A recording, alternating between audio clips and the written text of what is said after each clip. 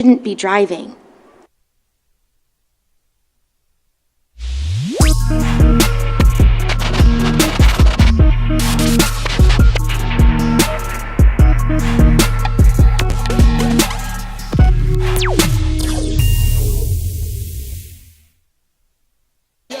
And JJ Buck. Well, you got a day off from hoop only to experience a Game 7 Canadian style in the National Hockey League. Stanley Cup playoffs. Oilers win in Vancouver. I think the two best teams are set in the West, Stars and Oilers. But you got a Game 7, and hope you enjoyed some of it. What up? Good morning, and Merry Dose Day. Or Tuesday, 2 weeks away from the primary election here in the state of New Mexico, and it is your opening drive. Jeff Symbieta, JJ Buck. How you living? What it do? Got a little Gato Roberto yesterday. You see that? Bobcat. Yeah, he came in. He was wiping the sleep still out of his eyes, and hadn't had a cup of coffee yet, but he's always actually pretty pleasant when he's in here. Did you get a little hockey last night? I did. And a little hoop. So it was a good night. You watched the WNBA? I did. So I don't know when it's going to wear off. I don't. I believe it will wear off at some point. But I got back, played the ALS golf tournament yesterday. Great time out there supporting a wonderful cause. And got back and it was like 5 minutes left to go in the Sun Fever game, which I would have almost immediately flipped past. But I did catch the end of the Sun Fever game as Caitlin Clark and her Indiana Fever were at that point leading, trying to get their first victory. They did not. She scored 17 points, and the Sun remain undefeated, and the Fever remain without a victory. How long? First of all, it was good. Good end of the game, and Connecticut executed, and the Fever didn't, and that's why one team's really good and one team's really not. And that's why they had the first pick overall in the draft, and they're just not that good. And this whole Caitlin Clark's not that good thing. The narrative has got to stop. She is. She's a rookie in a pro league. I give you Victor Wembanyama, and it took him a minute to get started this year in the NBA. Did it? He went great. Yeah, her numbers are better than previous rookies and on pace with Sabrina Ionescu, who only played 4 games before she got hurt her rookie season. Right. I don't know how long it'll be. I imagine if I get home and there's no NBA game on and the hockey hadn't started yet, and I just flip it on and that happens, that was just on, right? I had ESPN on, I guess, previously. I watch it. I probably wouldn't have sought it out, but I saw it and I watched it, and I did. I sat there till the end before I got up to do what I needed to do. How did you watch it? Did you seek it out, or was it just there? It was on. I was watching the afternoon Sports Center, and they led right into the game. Okay. Tipped off at 5. Yeah. The sensation lasts for a while, right? And this is exactly how I said it's going to happen. You're going to have a peak at the beginning, and it's going to temper off. The ratings are not going to be as high in the middle of the year for the WNBA as they were at the beginning, but they'll be a lot higher than they were in previous years, right? Yeah, and it comes down to, do you want to watch it or not? It's with anything in life. And the WNBA is a long way to go to continue to chip into getting people interested. This is a fascinating story of being able to market someone like this. They've had moments, but nothing this big. Nothing with a straight superstar coming from college that broke a record, that went on back-to-back deep NCAA tournament runs, and that the wave will ride for a while and see how it goes. It's like, do you want to watch it or not? That's what it comes down to with a lot of people. And it's like anything else, right? And I think people have been turned on to it because of the story. And I think there's people, and it's like everything else, man. And I'm watching this thing. As a society, we love to build someone up to knock them down. And I think there's people who are just dying to knock her down. She did get an ankle injury yesterday. She had to get help in the locker room. She limped to the locker room, and everybody, I think, was pretty worried about it. She came back. She was down on the court in pain. She did come back. She scored 17 points. She got a technical foul late in the game, arguing a call. And if you could read lips, she probably earned herself that technical foul, and it was part of the comeback for Connecticut. But it's fascinating, and it is. She said afterwards, every basketball player's had an ankle injury. If you haven't, you're not a true baller, I guess. I don't know. It'll be a little stiff. I'll be good. She'll go on. But yeah, man, you could see the concern on everyone in that building when Caitlin Clark went down with the injury. So it was there yesterday. I'm interested in, if you want to get into this, I'd love to hear your thoughts. I know you probably didn't wake up this morning saying, hey, I want to talk about Caitlin Clark. But I'm really interested in how you're viewing this story, how you're watching this story, what you're getting out of this story. Are you into the Caitlin Clark? Have you watched more in WNBA than you watched in the past? Are you, like, if you stumbled on that game, like I did yesterday, got home, turned on the TV, oh, there it was. Oh, look at that. There's 5 minutes to go, and they're up by 2. She may get her first win. Yeah, I'll watch the end of this. Or are you like, yeah, whatever. I just flat out don't care. And I'm cool with that, too, by the way. Like JJ said, right? You just decide, is it something you want to watch? I will tell you this. I've watched more. I appreciate it more. It is a pretty decent brand of basketball. They're really good. They're shot makers. They're, like she just hits, from the logo. It's not just her, man. This is a league of people that are better than her. She's not the best player in this league. She may end up being. She's pretty damn good. But I've got a better her appreciation. passing skills are fantastic. No, she can make those passes 100%, still. 100%. I think it still surprises some of her teammates when the ball gets there and how Especially it gets there. in the open court. And they're like, oh, I need to make a play on this now. Like, there's a lot to like. Yeah. I think the pick and roll game with Leah Boston is something they right could really at the work top. on. Yep. Because off that inbounds play you're talking about, yeah. Yeah. Like, there's a lot to like with those two players. But it's, the back-to-back number 1 overall pick. So just from a straight basketball standpoint, like, you can see a high ceiling, but then it is reality that She's not a great ball handler. no, it's not at this level. She's not a great ball handler. She has to definitely work on that and just the effort on the other end. She She's not gets a her great pocket defender. picked a little too often in key situations. Because she could be a little bit more looser in college with the basketball Right. than she can be in the WNBA. Yeah. So like the pieces are there, but then you realize like the players she's going up against, like this is like anyone else going to the league. Like Wembanyama came in and put up numbers, didn't win any game. That's right. It's the same thing that's happening right here. She'll put up number 17 last night. All right, we got a lot to do today on a Tuesday. 505-246-0610. That's the number to get in today. Area code 505-246-0610. Your Sports Animal phone line and your Sports Animal text line. Your emails come in this morning. Jeff at sportsanimалabq.com. JJ at sportsanimалabq.com. Emails and phone calls.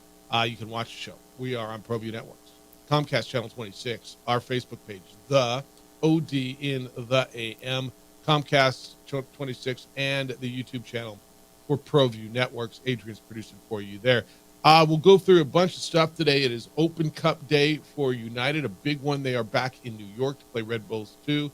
Right, they are Red Bulls, right? Or is it NYFC? But and I know I should know that. I feel horrible that I asked that question. But it's a big day because it is the Sweet 16 for New Mexico United, and I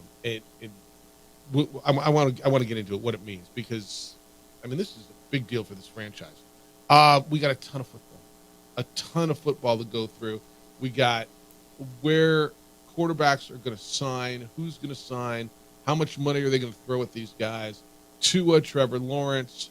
Where are we going? And as we hit now, June's staring at you right in the face. And camps are going to, pretty soon you're going to say next week, it's NYCFC 2. New York City Football Club 2. It's not the Red Bulls. No, it's not Red Bulls. It's NYCFC 2.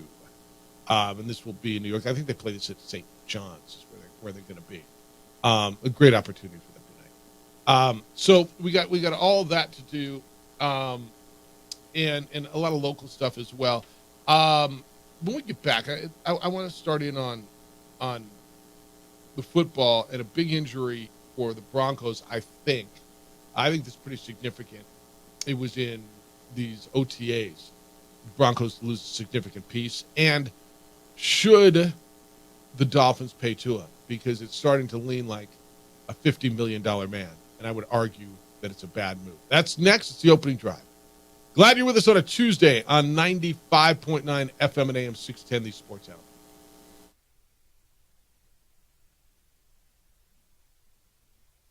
We would like to thank the following sponsors for making this broadcast possible. What's going on, Lobo Nation? Ja'Cory Krosky-Miller here. And I'm Devin Dampier. The Lobo football team's going through some changes, but we're here to stay. We'll put in the work on the field and in the weight room, but we'll need your help off the field. 505 Sports Venture is leading the charge in the NIL space. And you can be part of it. Shorty, she better than all my intentions. Like and shorty, you got my attention. See your baby, I get you the business. Touchdown and pay you a visit. International Protective Services is a proud supporter of ProView Sports and New Mexico Youth Athletics.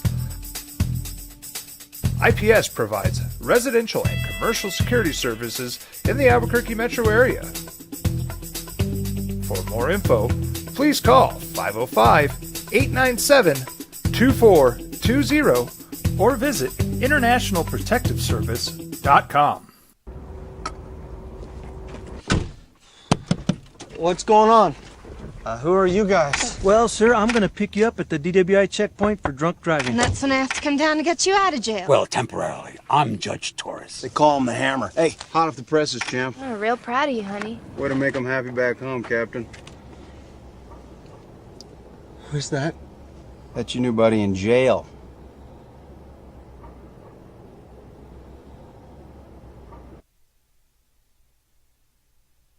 I'm going out, Grandma. When are you coming home? I'll be home late. Don't wait up, okay? Be careful, mijito. Love you, Grandma. Mijito. He's a good man. Sometimes he just makes bad decisions. I tell him, mijito, cuidado. Be careful. You might hurt someone. He doesn't listen. Until you stop, okay? Hello. It's me. Hi, mijo. Where are you? Miguel was drinking and driving. I need you to come and get me, okay? Please, Grandma? Can you just come and get me? Grandma? Leave him in jail.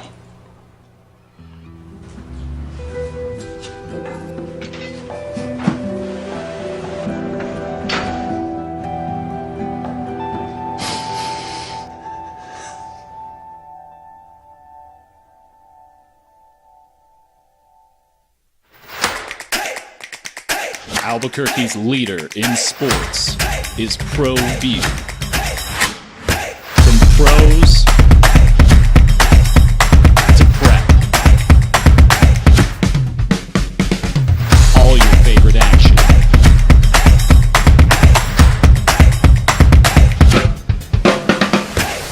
All your favorite talk shows.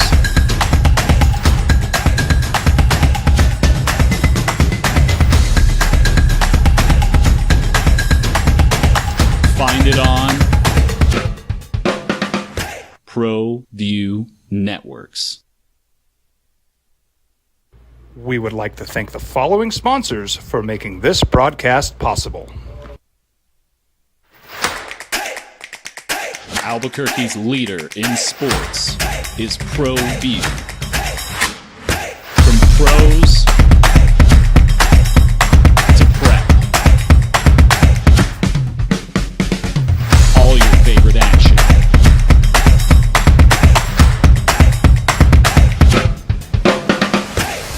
All your favorite talk shows.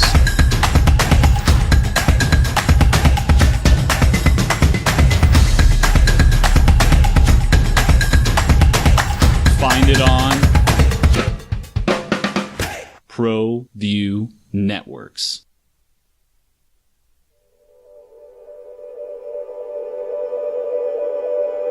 We aren't all born with the same opportunities. But it's the people who care that change everything. Get ready, Sprout, get ready. My coach, my teacher, My older sisters. My grandma. My brother. My tutor. My dad and my mom. As New Mexicans, it's up to all of us to do our part. So that no child goes without love. And no family has to do it all on their own. They're all our children. Every single person is called to make a difference in the life of a child. It's up to all of us to do our part. To pull together. Pull together. Pull together. To make New Mexico the best place to be a kid. Kind of hard to keep things quiet in this day and age. Everything gets out, every story. I'm not sure how this stayed silent from April until late May. But I think it's relatively significant. I don't think it blows up your whole season, but Broncos second-year linebacker Drew Sanders tore his Achilles in April, JJ, in an OTA. And the news just now coming out. He had a pretty good season last year. Played in all 17 games as a third-round pick last year on almost 260 snaps. But Nine News is reporting that it happened before the draft in April. And so that's kind of affected why they went out and drafted that linebacker from Utah. Significant, don't you think, as far as outside linebacker and the development of what they're doing? I'm not telling you it kills what they're doing defensively, but this is a pretty significant off-season injury. Hey, he was a player that Denver was very high on coming out of Arkansas last year. Expect him to potentially even solidify himself and in the starting lineup. So anytime you lose a young player that had the potential to be a starter for you, it's a bummer. Now, it's early enough that they have a lot of options that they can go through over the summer to try to figure it out. But this is the last thing the Broncos want to have is losing good young players on a team that needs to restart everywhere.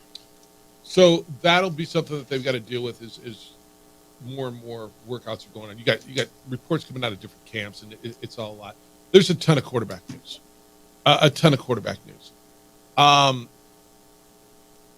The Dolphins, the reports that I'm seeing everywhere now, are the Dolphins are getting really close to signing Tua Tagovailoa to a $50+ million sort of a deal. And I look at it, and JJ, I would argue against it. And I know that there's part of it that they need to justify that they took him instead of Justin Herbert in the draft. And Justin Herbert's become whatever you think Justin Herbert is, and Justin Herbert's pretty good. I could argue that there's 10, absolutely 10, maybe 15 better quarterbacks, and that doesn't even include the rookie class, the 6 guys that are coming in that are better than Tua Tagovailoa. They could play out this year, and it's 23. 15 better quarterbacks. Yeah. And the guy that led the league in passing. I could argue that if I was going right now, who would I want moving forward? Yeah, I could make an argument. Absolutely 10, and I think I can make an argument on 15. You say absolutely not? Yeah, he had a nice early season and put up a lot of yardage. He did. A, I don't know that I think I trust him to stay healthy. B, I don't know that I think he's going to be consistently that good. I think he's an NFL quarterback. I think he's a quarterback that is probably due $30 to $35 million a year. Would I throw $50 million top of the market money at him? I wouldn't. You think I'm out of my mind saying that they're if I threw 15 guys at you right now, you would say hell no to some of them? Absolutely. Well, this is the beauty of the NFL because you do have to play that game. You have to play that I believe. Yep. This is what quarterback X is going to be because you can't just look at someone and say they can't or they won't do something. And to your point, when you're looking at, do you believe in Anthony Richardson or Will Levis more than Tua? Are they in your top 15? Do you believe in the rebound of some of these guys, or is Tua just another, Geno Smith quarterback in the making where you're looking at a pop year and then coming back down to earth? All right.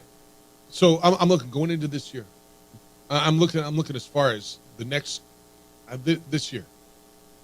Josh Allen. I'm taking Aaron Rodgers, Lamar, Burrow, C.J. Stroud, Trevor Lawrence, Patrick Mahomes, Justin Herbert, Jared Goff, Jordan Love. I'm at 10. Matthew Stafford, Brock Purdy. I'm at 12. I believe Jalen Hurts is 13. And I haven't touched the rookies yet, and I haven't said Kirk Cousins or Dak Prescott. Did I say Jared Goff and Matt Stafford? I did, right? Mm-hmm. And there's a few there that I skimmed over that we could have an argument. Baker Mayfield. Are you arguing any of the 13? So this is. I'm arguing over some of those players if we're talking contract extension. I'm not taking Aaron Rodgers for 4 years. Right. No, I get that. Nobody is. And that's the question. As of right now, who do I want? Who do I want right now? Right, for the next couple of years. The next couple of years, I'm still taking Tua over Aaron Rodgers. Aaron Rodgers probably has 1 year left.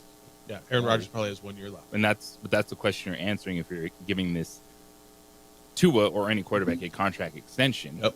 Is 2 to 3 years, because these deals usually 4 to 5, but in reality, it's with the guaranteed money. Like, all right, how do you maximize this player for the next 2 to 3 years? I think Tua. That's how you maximize him. I don't think that works at all for Miami with the amount of money they're going to have to pay out in skill position players. With Tyreek Hill being on $30 million contract, Jalen Waddle going to have to get paid. Yep.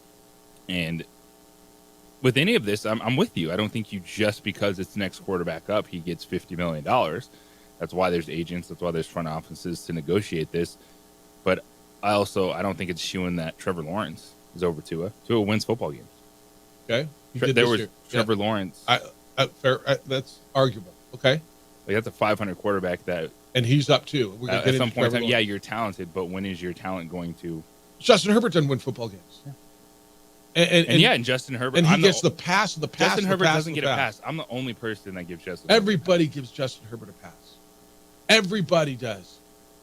Because he's so talented, and he doesn't win football games. You just did that with Trevor Lawrence. I know. I got it. You're right. But, and I would still, because you're right, it is Miami. Look, Miami had a ton of weapons. Trevor Lawrence and Justin Herbert should be winning way more football games. All right, so I got 13 that I'm arguing with you. Now, but is that all right? Did I throw Jalen Hurts in there? Did we? Yeah. We didn't talk about Caleb Williams. We didn't talk about Anthony Richardson. We didn't talk about Kyler Murray. Well, does that a state of quarterback plays actually in a better position, or is it a bad thing if you're the 15th best quarterback in the league right now? I don't think it's a bad thing, and I agree with you that I think quarterback plays in a better position. But as far as hierarchy on what I'm paying you, am I giving you top of the market money? Top of the market money is getting towards mid-50s per year. And you can't do that with Tua. And that's kind of my whole premise of this conversation. You can't do that with Tua because you're paying everybody else around him. And what does it do? And Tua and his more agent about the guaranteed money. Million. Ultimately, all right. However you get to the guarantee, what's that number going to look like? Are you convinced? Because the top 3 guarantees in football right now. Yep. Joe Burrow, 146. Lamar Jackson, 135. Justin Herbert, 133. Well, and Deshaun Watson, 252 million. Yeah, that one you can't even really factor in anymore. Are you convinced he's going to have a better year than Deshaun Watson? I think he will. Tua. Yes. I think he will. All right. Even if it's the system is better, he plays to his strength. I don't trust. Deshaun Watson is messed up physically and mentally. I think so too. What about Anthony Richardson? Anthony Richardson is a better athlete, but I'll take Tua as a quarterback. All right. Kyler Murray. Tua. Okay. Pretty easy for you? Okay. Baker Mayfield. I think those are pretty right on the same place. Like the Baker Mayfield deal. Yeah. I think Tua can get a little bit more than that, but okay. I agree with you a little bit. Range. Kirk Cousins. I think it's a push to me. Right. We're right at that 15, 14, 15, 16, 17 mark. Dak Prescott. Cousins coming off an Achilles, $90 million guaranteed. Dak Prescott. Yeah, but he got paid before the Achilles. But yeah, Dak Prescott.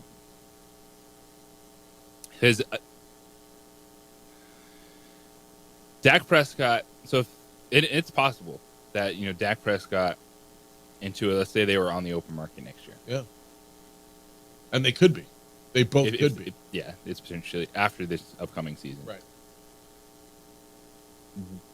Who would command more money? Who would get more offers? And it's probably Dak Prescott. He would. I think he absolutely would. I don't know that. I think he's. I think they're kind of the same guy too. All right, Jaden Daniels or Caleb Williams. You don't know, right? But if you were, I think they should be better than Tua. But we don't know.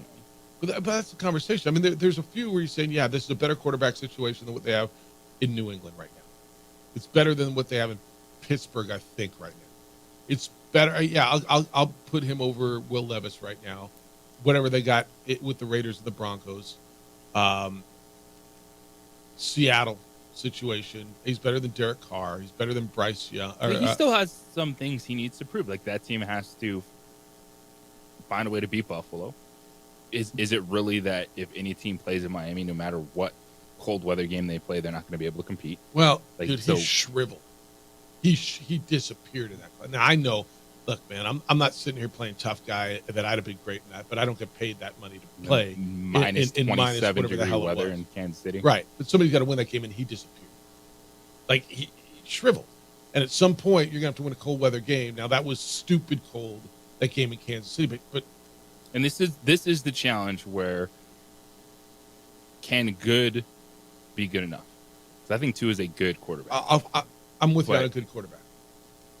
When it comes to negotiations, he wants great money. And can you hold your ground to be like, dude, you're going to get paid, but we understand that hopefully you understand that to continue to play at this high level, you have to have options as a franchise. That's why I think it's going to be fascinating after this season, if people still feel the same way about Brock Purdy. Like when he gets one of these $55 million contracts, and then San Francisco's like, well, everybody loves him at $900,000. Yeah. We kind of got to get rid of a couple of these guys. That's right. No, everybody loves him at $900,000. Look what they're doing already with their wide receiver. I mean, Ayuk may be gone, Debo may be gone. They may look completely different at wide receiver. Yeah, Brock Purdy's great, but Brock Purdy's been to 2 straight NFC Championship games. Has he not? Yes, he has.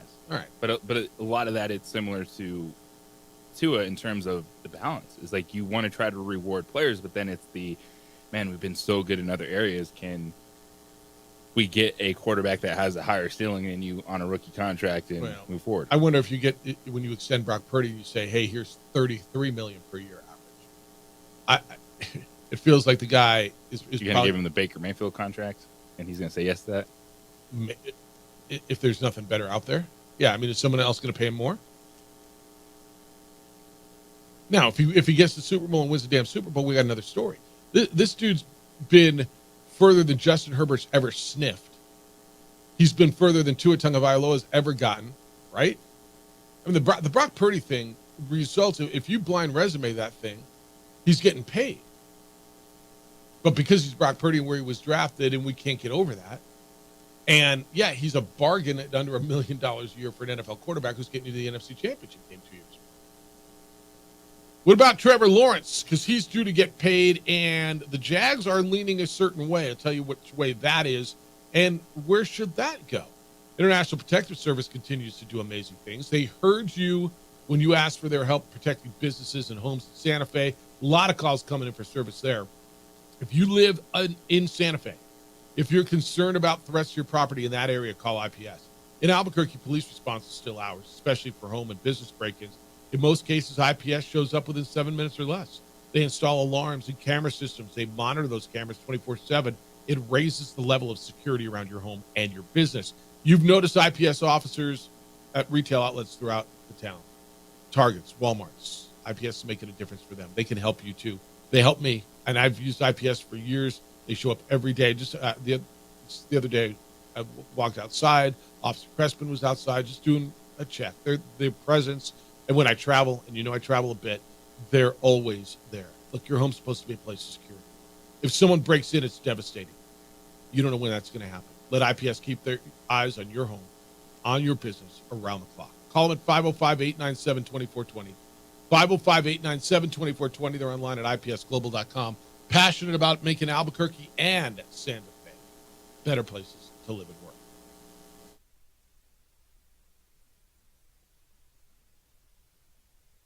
We would like to thank the following sponsors for making this broadcast possible.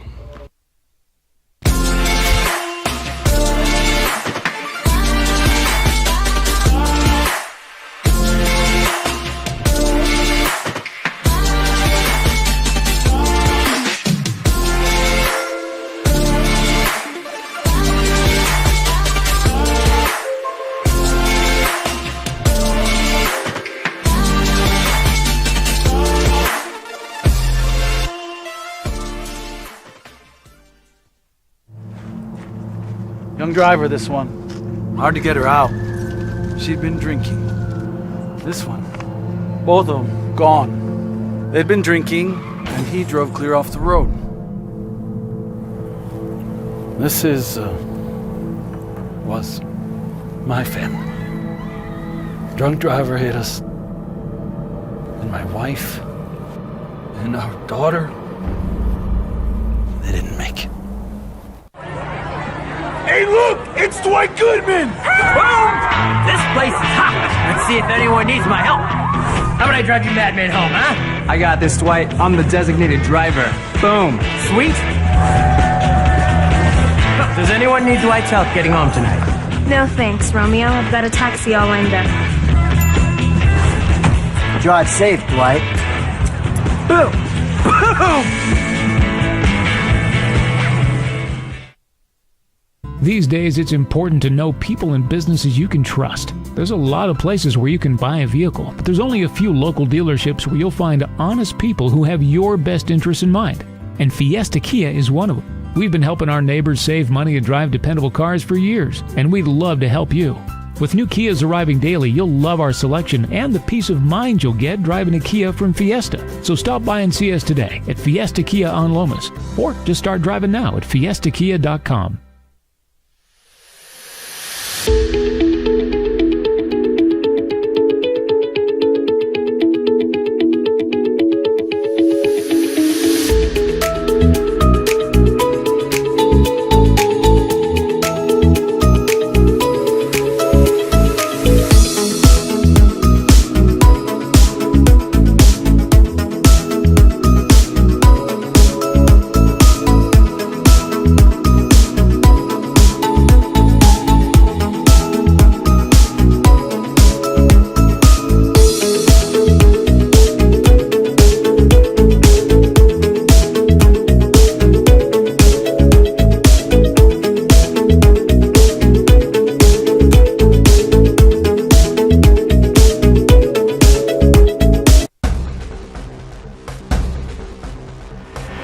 Burglary takes place in the United States approximately every 15 seconds. International Protective Service is your answer for commercial and residential security in all of Albuquerque. IPS will work with your monitoring company for fast, reliable response times. You can rest easy knowing you, your family, or your company is watched over by International Protective Service. Call International Protective Service today. But it is going rate, market value. $50 million plus a year for a good NFL quarterback. Who's in that club right now? The opening drive, Jeff Symbieta, J.J. Buck, Joe Burrow, Jared Goff, Justin Herbert, Lamar Jackson, Jalen Hurts, all make north of $50 million per season. Dak may get set to join him. I mean, who else? Is Tua wants that? Is Tua Tagovailoa worth that? And what about Trevor Lawrence? Trevor Lawrence this year of the Jacksonville Jaguars will make $5.6 million. They picked up his fifth-year option for 2025. That would make $25.6 million if they sign him to an extension. Is he part of that club? See, this is where, JJ, as a logical person, I think I am sometimes. I look at it and I say, you know what, man? Tua, Trevor Lawrence, like, you guys are good. You're not top of the market good. Then don't give him that contract. And that's so right. And so what if I came to you with mid-40s? I think Tua is signing that deal all day, every day. Like, Josh Allen's not a $50 million quarterback. Right. Like, there's things you can do, negotiations to where the average salary isn't the end-all, be-all. It's, all right, how much of this contract ends up being guaranteed money? And I understand that, and that's something they got to work their way through, and that doesn't matter if you get it all up front or over time, and maybe it does. But to your point, like when I look at that list again and say, all right, who are my $50 million quarterbacks? And it says Joe Burrow. What's the obvious name missing on that list? Patrick Mahomes, Jared Goff, Joe Burrow, Justin Herbert, Lamar Jackson, Jalen Hurts. And that's where you say, are they all that great? Well, one guy's been to a Super Bowl. One guy's been to a Super Bowl and an NFC championship. One guy's done nothing. One guy's a 2-time MVP. One guy's been to a Super Bowl. And they're all making north of 50. You say this all the time. Just because you're next up doesn't mean you get to reset the money. And I think if you're Tua Tagovailoa or even, I mean, what to your point on Trevor Lawrence, what has he done other than have potential to demand being that guy? I look at what the Giants did after 1 year. They win a playoff game. They beat Minnesota a couple of years ago, and they extend Daniel Jones and gave him $40 million. And I think they're regretting that right now, right? Well, it's easy to say that after the dude tears his knee up. I understand. I understand, but was he that good before he tore his knee up? $40 million is a good number. And to me, and again, where I sit here when you start ranking these guys and saying realistically, where are they in the hierarchy? Trevor Lawrence, Tua Tagovailoa, if you said they're in that $40 million range, look, I know it's a lot of money. It's not my money. It's like, why do I even care? But the money, you only have so much under a cap to spread Talking around. about building competitive football teams, Right. what it takes to win, at the NFL level, and I think you can still win with good quarterback play. It's the whole, you're trying to beat Patrick Mahomes, but you're never going to get an opportunity to do that if you think every good quarterback is ultimately a bad quarterback because we can't say they're elite. Right. And I think that's the battle that a lot of fans have and a lot of talking heads have, is understanding that, if you put all these guys 1 versus 1 versus Patrick Mahomes, you're not going to pick any of them, but that's not the game you're playing. All right, so start stacking them against everybody else. And that's what I'm saying. You can still have good quarterback play. And you said good quarterback play. There's Patrick Mahomes and then there's everybody else, right? You can have good quarterback play at $40 million a quarterback. Because it's the, kind of what you're talking about. It's balancing, hey, we know you can do this, you've done this, versus we think you're going what we can be. And with Tua, I think he's going to settle in to probably a mid-40s contract. They know that they can win football games. Yes, their step is Buffalo, and you have to say the Jets are now in there with Aaron Rodgers. Assuming so. This season. Yeah. And playing cold weather games, which you're going to have to do late in the year. But is that a Tua thing, or is it just a Miami thing as a whole? It might be an overall Miami thing. But at some point you got to do that. Look, all I know is you got to win big games. Now, maybe you don't if you're Trevor Lawrence because you get paid as if you're the best ever at it and you haven't done anything. And I like, I'm sorry, not Trevor Lawrence, Justin Herbert. I like Justin Herbert. But it used to be you have to win and prove yourself before you get paid. So is it Justin Herbert or Brandon Staley? We're going to find out, aren't we?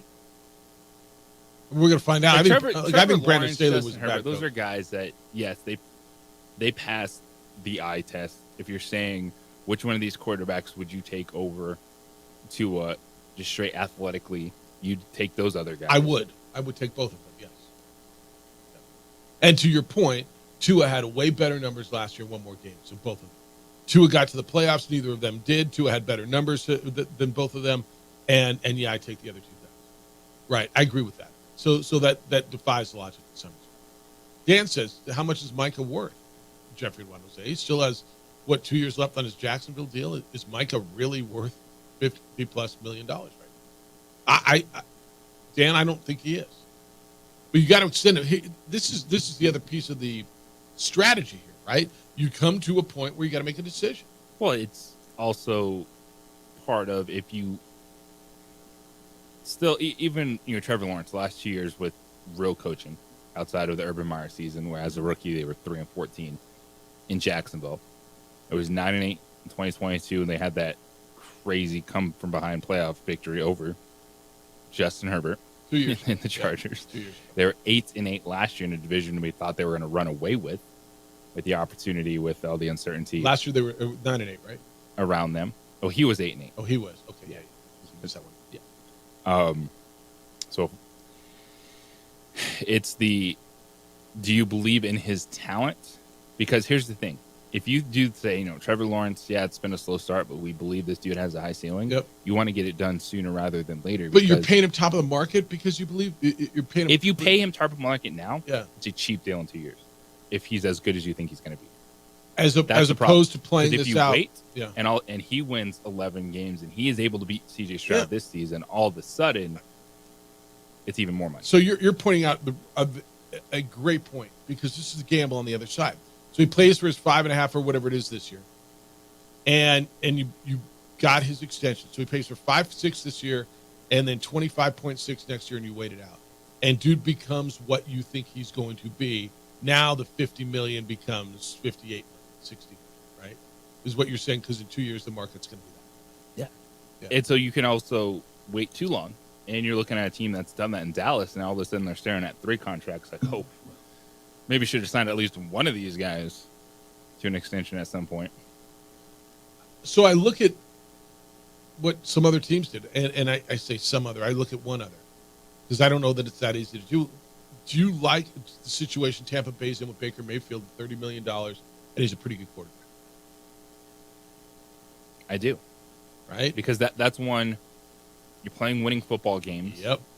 And this is where the challenge I have is everyone says, well, if he's not the guy, just cut bait and go get someone else. Well, this is a situation to me that when you're in the Baker Mayfield range, and you have one of the, like Baker Mayfield, Geno Smith, like these quarterbacks where you can compete, they're not contracts you can't get out of if a better option presents itself. Right. And I looked at, say, this offseason, and if you're the Tampa Bay Buccaneers, there wasn't, say, a better option that presented itself. 100%. And he played well. So you got a quarterback that played well. You can be competitive franchise, win football games. And I guess then the next question will be, well, do you think he can win a Super Bowl?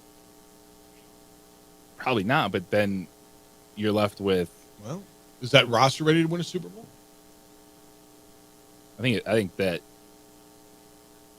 because you're left with, it's easy to say, oh, trade a bunch of picks and go draft Michael Penix. You're like, well, is that really a better option for Tampa Bay with where they were? No, probably not. And they do have an older roster overall, so there's a lot that goes into this other than just go try to chase the next guy, because you have to look at where you're at, what it would take to get one of the guys that wouldn't be a top 2 quarterback in your draft versus the other free agents. And to your point, if Tampa Bay signing Baker Mayfield in a class, they're like, well, do I want Kirk Cousins coming off an Achilles? Not great there. Get Baker Mayfield on what is a team-friendly contract, $100 million for a quarterback that you believe you can win games, compete in division. It's a solid move. All right, we can continue this conversation, and we will. 505-246-0610. When we come back, since we're ranking stuff, where does your coach rank in the Sporting News college football playoff coaching rankings? Sporting News ranked the FBS head coaches. Where's Bronco Mendenhall? Where's Tony Sanchez? We'll go through the whole Mountain West Conference, and where does your coach rank? And what does it mean? It's the opening drive on 95.9 FM and AM 610, the Sports Hour. This report is...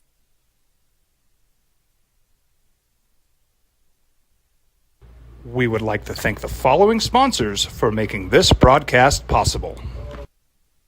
Hi, I'm Steve Stucker here for Dr. Robert Melendez and the Juliet Eye Institute. You may remember me like this, but no more. The glasses are gone. I tossed them months ago because of a brand new procedure from Dr. Melendez known as RLE, Refractive Lens Exchange. The latest technology, the best eyesight I've ever had in my life, and you can check it out by clicking on the link in the description right here.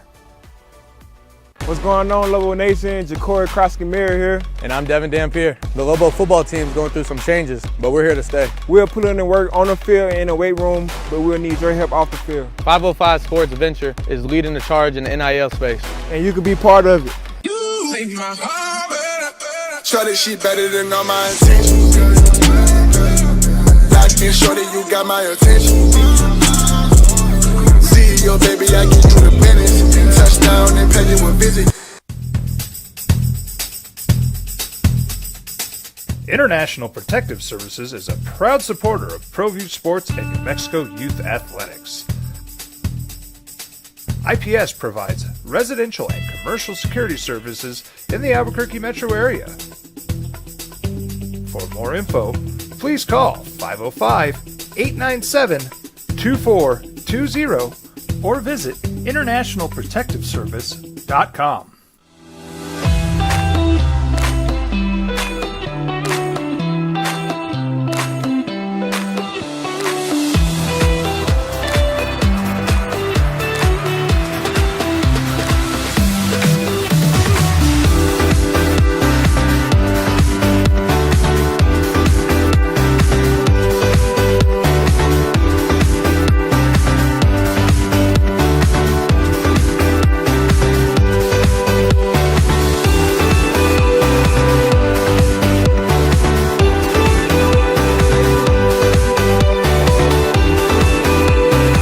Teenagers love a party, especially during prom and graduation season. Often, alcohol is involved. Some parents think that hosting a party with alcohol in their home will keep the kids safe, but it's wrong and it's illegal. As a parent, to allow your teenagers' underage friends to consume alcohol on your property is a felony. Parents who host lose the most. Don't be a party to teenage drinking. This is a program of the Drug Free Action Alliance. For more information, go to burnco.gov/do-not-host.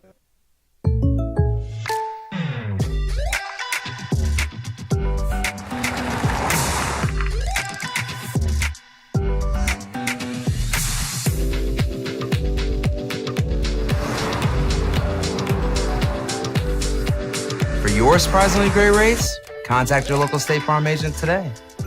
If you want the real deal, call State Farm agent Marty Size in Albuquerque today. Like a good neighbor, State Farm is there.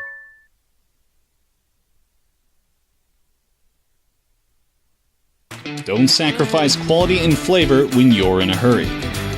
Golden Pride offers ribs, fried chicken, red and green chili breakfast burritos, and Frontier sweet rolls. 4 great locations, or visit us online at goldenprideabq.com. Golden Pride Barbecue Chicken and Ribs are proud supporters of ProView Sports.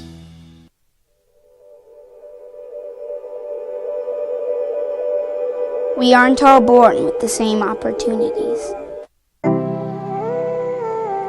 But it's the people who care that change everything. Get ready, Sprout, get ready! My coach. My teacher. My older sisters. My grandma. My brother. My tutor. My dad and my mom. As New Mexicans, it's up to all of us to do our part. So that no child goes without love. And no family has to do it all on their own. They're all our children. Every single person is called to make a difference in the life of a child. It's up to all of us to do our part. To pull together. Pull together. Pull together. To make New Mexico the best place to be a kid.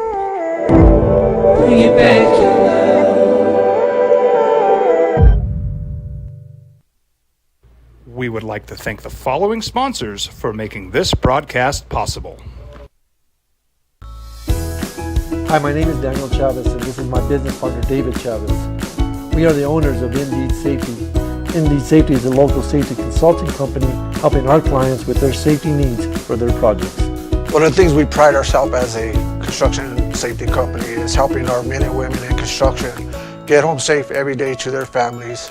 Indy Safety is a proud supporter of ProView Network.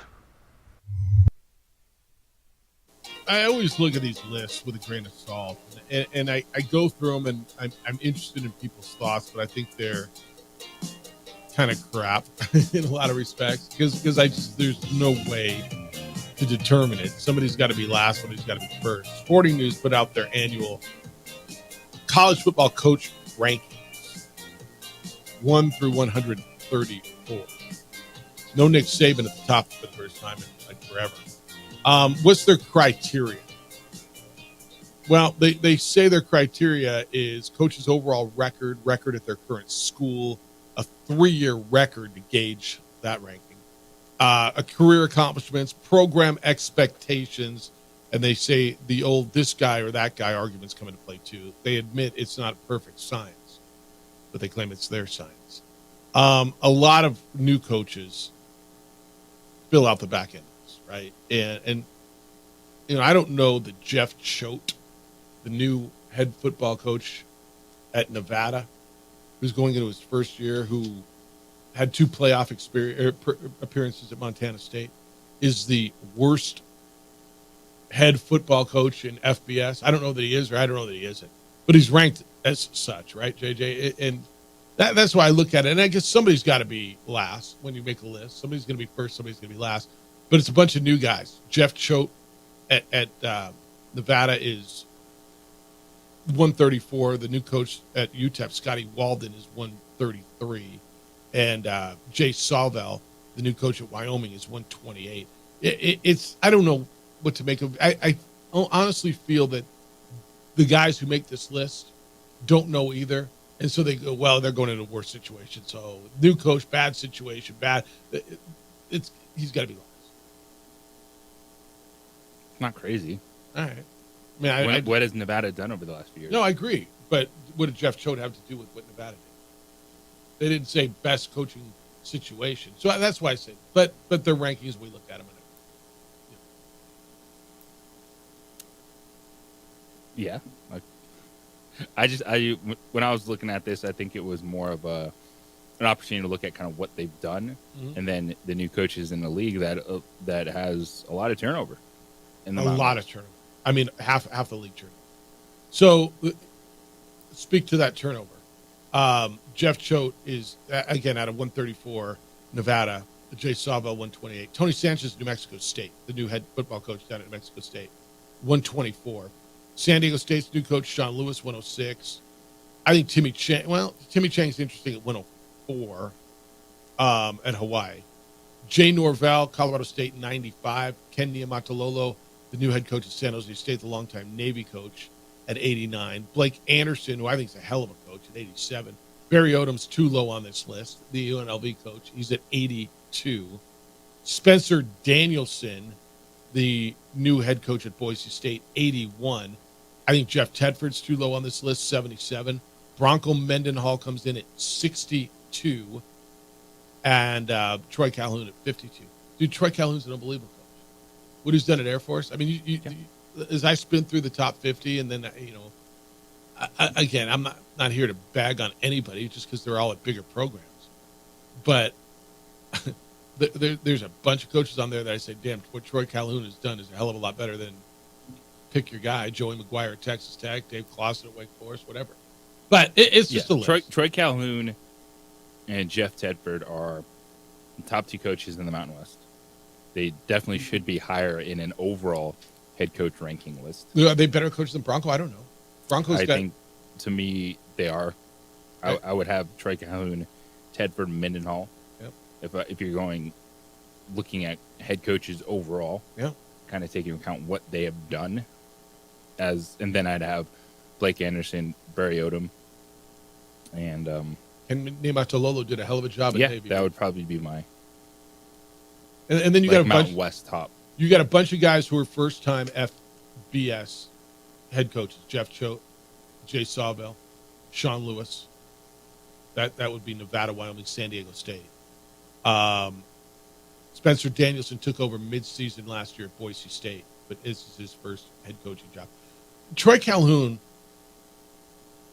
has been in Air Force 17 seasons. He's gone to bowl games 13 times. He's averaging almost 8 wins a year at Air Force, where they've got all those recruiting restrictions, no NIL, all the restrictions of an academy.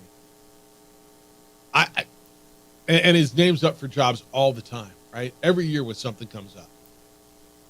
And the fact that he stayed there is amazing. Number one coach in the country, according to this, is Kirby Smart at Georgia. It was Saban for a long, long time, and now it's Kirby Smart, number one, Dabo Swinney, number two, Kalen DeBoer of Alabama, 3, Ryan Day, Ohio State, 4, Brian Kelly, LSU, 5, Steve Sarkisian, 6 at Texas, Kyle Whittingham, Utah, 7, Mike Norvell, Florida State, 8, Lincoln Riley. And that seems high to me. And I know people love Lincoln Riley. At 9, Lane Kiffin at Ole Miss is number 10. A couple of interesting ones that you might be interested in. Dan Lanning at Oregon, 12. Mike Gundy, number 13. Where's Dion?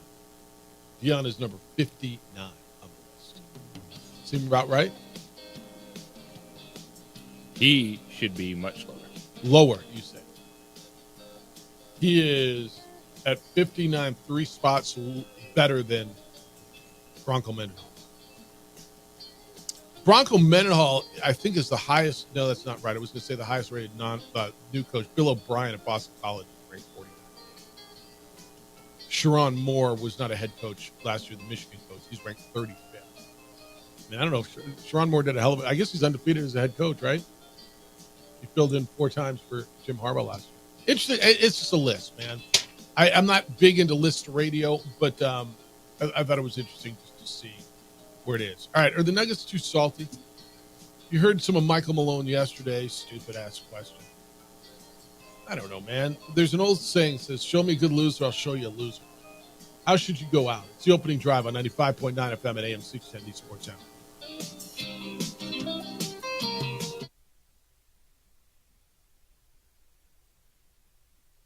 We would like to thank the following sponsors for making this broadcast possible. Hi, I'm Steve Stucker here for Dr. Robert Melendez and the Juliet Eye Institute. You may remember me like this, but no more. The glasses are gone. I tossed them months ago because of a brand new procedure from Dr. Melendez known as RLE, Refractive Lens Exchange. The latest technology, the best eyesight I've ever had in my life, and you can check it out by clicking on the link in the description right here.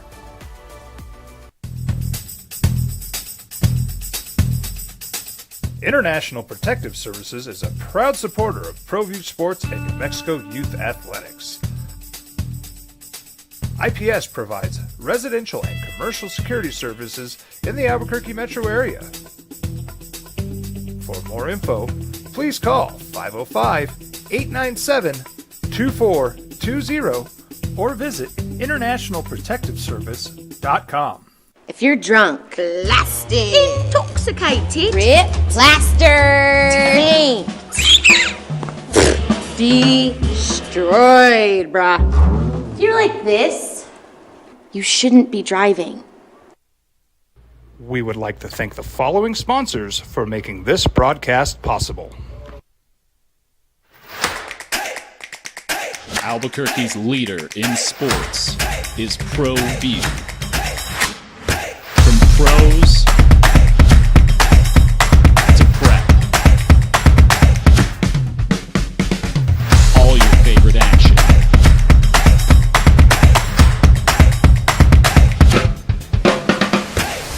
All your favorite talk shows.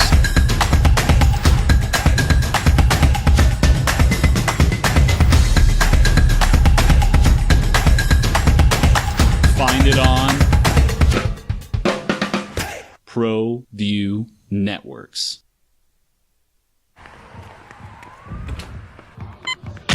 These are more than just the sounds of a safe place to go after school.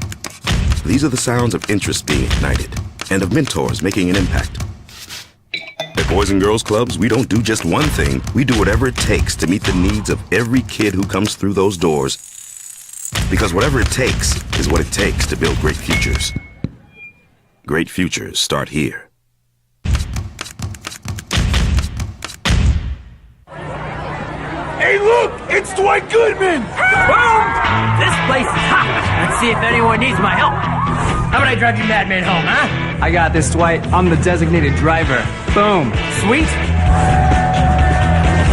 Does anyone need Dwight's help getting home tonight? No thanks, Romeo. I've got a taxi all lined up. Drive safe, Dwight. Boom! Boom! What's going on, Lobo Nation? Ja'Cory Krosky-Miller here. And I'm Devin Dampier. The Lobo football team's going through some changes, but we're here to stay. We'll put in the work on the field and in the weight room, but we'll need your help off the field. 505 Sports Venture is leading the charge in the NIL space. And you can be part of it. Shorty, she better than all my intentions. Locked in, shorty, you got my attention. CEO, baby, I give you the business. Touchdown and pay you a visit. Well, I'm going to the frontier, walk up to the cashier, order up a root beer and a #1. Cover it with green stuff, one scoop is not enough. Find a booth is real tough, back by the Duke. Meet my family, meet my friends in the quirkiest restaurant I have ever been. All of Albuquerque's favorite spot, it's the Frontier Restaurant. The Frontier Restaurant is a proud supporter of ProView Networks. Year, Jeff Symbieta and JJ Bach. Well, this will be fun later. The NFL over-under win totals came out. Those will be fun to look through. Opening drive, good morning to you. Happy Tuesday. Jeff Symbieta, JJ Buck. NBA gets back at it tonight. You get Indiana, Boston, Game 1 Eastern Conference Finals. That will be in Massachusetts. Pacers coming off their 7-game victory over the New York Knicks. Celtics, the #1 seed in the East. So we'll get started with that today. The Nuggets, the defending champions, got knocked out 2 nights ago. They lose Game 7 at home to the Minnesota Timberwolves. And it was interesting, man. JJ, Bob got into this a little bit yesterday. We played Michael Malone's response to a question. Somebody asked him, is it tougher to take a loss being up by 20? And Malone responded, next question, man. The season's over. That's what's hard. Bleep being up 20, the season's over. You don't understand that. The season's over. It's hard. Stupid ass questions. And then he said that's just a momentary delay. It's a failure. It's not fatal. We'll be back. The better team won, so I'm taking nothing away from Minnesota, but mentally, emotionally, physically, I think guys are gassed. They're dead tired. They gave me everything I could ever ask for, and that's why, as much as this hurts, I'll walk out of this building tonight with my head held high. And he said, I'm not one to make excuses, and then he went into the litany of excuses. JJ, I said yesterday, I have no problem with the response. I don't love the question. I don't love questions that say, try to quantify how much does it hurt, or does it, how do you want me to quantify how much it hurts? And I thought his response. Okay, he didn't respond better. Yeah, no. I agree. Look, the response when he said, "What hurts is that it's over." I have don't even have a problem with him dropping the F-bomb. F being up by 20, that's what hurts. Where he kind of got lost and I think went off the rails is when he had to mumble stupid ass questions. This is the classic. Yeah, it hurts, man. But that wasn't the worst question, man. It was you're trying to. It wasn't a great one, but there's 90% of the questions are great. If we want to sit here and do this all the time, I agree. I don't ask great questions all the time. Yeah. Like it happens. But to be the guy that was so boisterous when you win a championship is fine. But then to act like you shouldn't take anything. Dude, you have a 3-time MVP on your team. You got beat by 45 points in Game 6. You blew a 20-point lead at home. What about some of your dumb decisions as a head coach? The amount of times that you switched on pick and rolls to leave a guarding Karl Anthony Towns or Rudy Gobert. Are those stupid-ass decisions? Yes. So you can't just sit there and bask in it when you win and be an a-hole when you lose. Do we agree with that? Yeah, and that's, I think, what Michael Malone is getting. And you're looking at this Nuggets team going, wait. I think Minnesota's fantastic. I love the way they play defense. They have a top 5 player in the game. Like someone that could be not just an MVP candidate, but defensive player of the year. Mm-hmm. I'm taking Anthony Edwards over Rudy Gobert. Okay. But if this was anyone else right now, like we would be destroying them. I don't want to destroy people, but I think there has to be more called out about how bad the Nuggets were in those 2 games. We're talking 3-time NBA MVP. Yeah.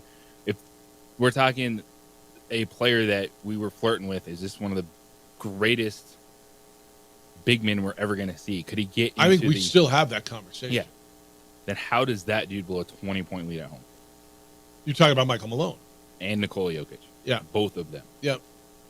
And Malone got into, I'm not making excuses, but we did all this and we played this and we played, and those are excuses.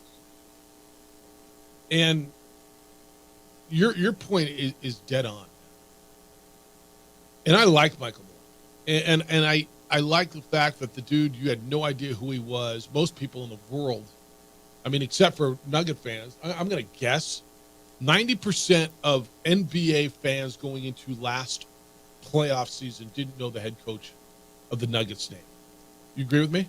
I think 90% of fans don't know head coaches' names in general outside of the team they root for. Or the champion, right? You know Nick Saban's name and Dabo Swinney's name and right? I mean, I don't know who. Well, that's fair. I guess they changed so much now, right? I mean, how many people know who Joe Mazzulla is? That's probably right. I mean, you just watched the Minnesota Timberwolves beat the Nuggets, and if you walked around the street, how many people would know the Nuggets head coach's name? If I said his name is Bill Butler or Chris Finch or Michael Sanchez or Herb Puckett, would pick one. No, honestly, I think Herb Puckett is quality upside, right? But honestly. I mean, do people know Chris Finch is the coach? I think that's probably right. All right, fair enough. So most people don't know who this dude is. I give him a ton of credit. I love that the Nuggets, as a franchise, stayed with a coach who wasn't winning at a big level. In a league where they get rid of dudes who are, what was Adrian Griffin's record, 30-11 when they fired him? I love that he scraps. I love that he fights for his team. I love that he still has in today's game still has the clout to get into his players a little bit and they respond. I love that the guy came out of essentially nowhere to win an NBA championship, all that. But this is a bad look. And again, if you wanted to just sit up there and say what hurts is it's over. The season's over. That's what you don't understand. I don't even have a problem with that. That's what you don't understand. That's what hurts, man. Bleep being up by 20. What hurts is the finality of it. It's over. We don't get to come back. Period. But I don't need the next question, man. You're right, JJ. The premise of that question is not bad. I don't like the way it was worded, but you're right. The premise of the question is not bad. I'm not big on the quantify, and I've asked them to. And how much does it hurt? How big is this? Whatever. They're all big, right? I hate those kind of questions, and I've been guilty of it too. It wasn't the most. I've heard way more cringy questions than that. But you can hear it in that young reporter's voice. I don't know who it was. There was the little nerves, asking the head coach. Those are hard press conferences to be in. When the season's over, how do you ask the right question? Like, and I'm fine with passion because to your point, is what you ask so much of these coaches and individuals, and we act like they don't care enough if they're not upset. But then if they're upset, then we,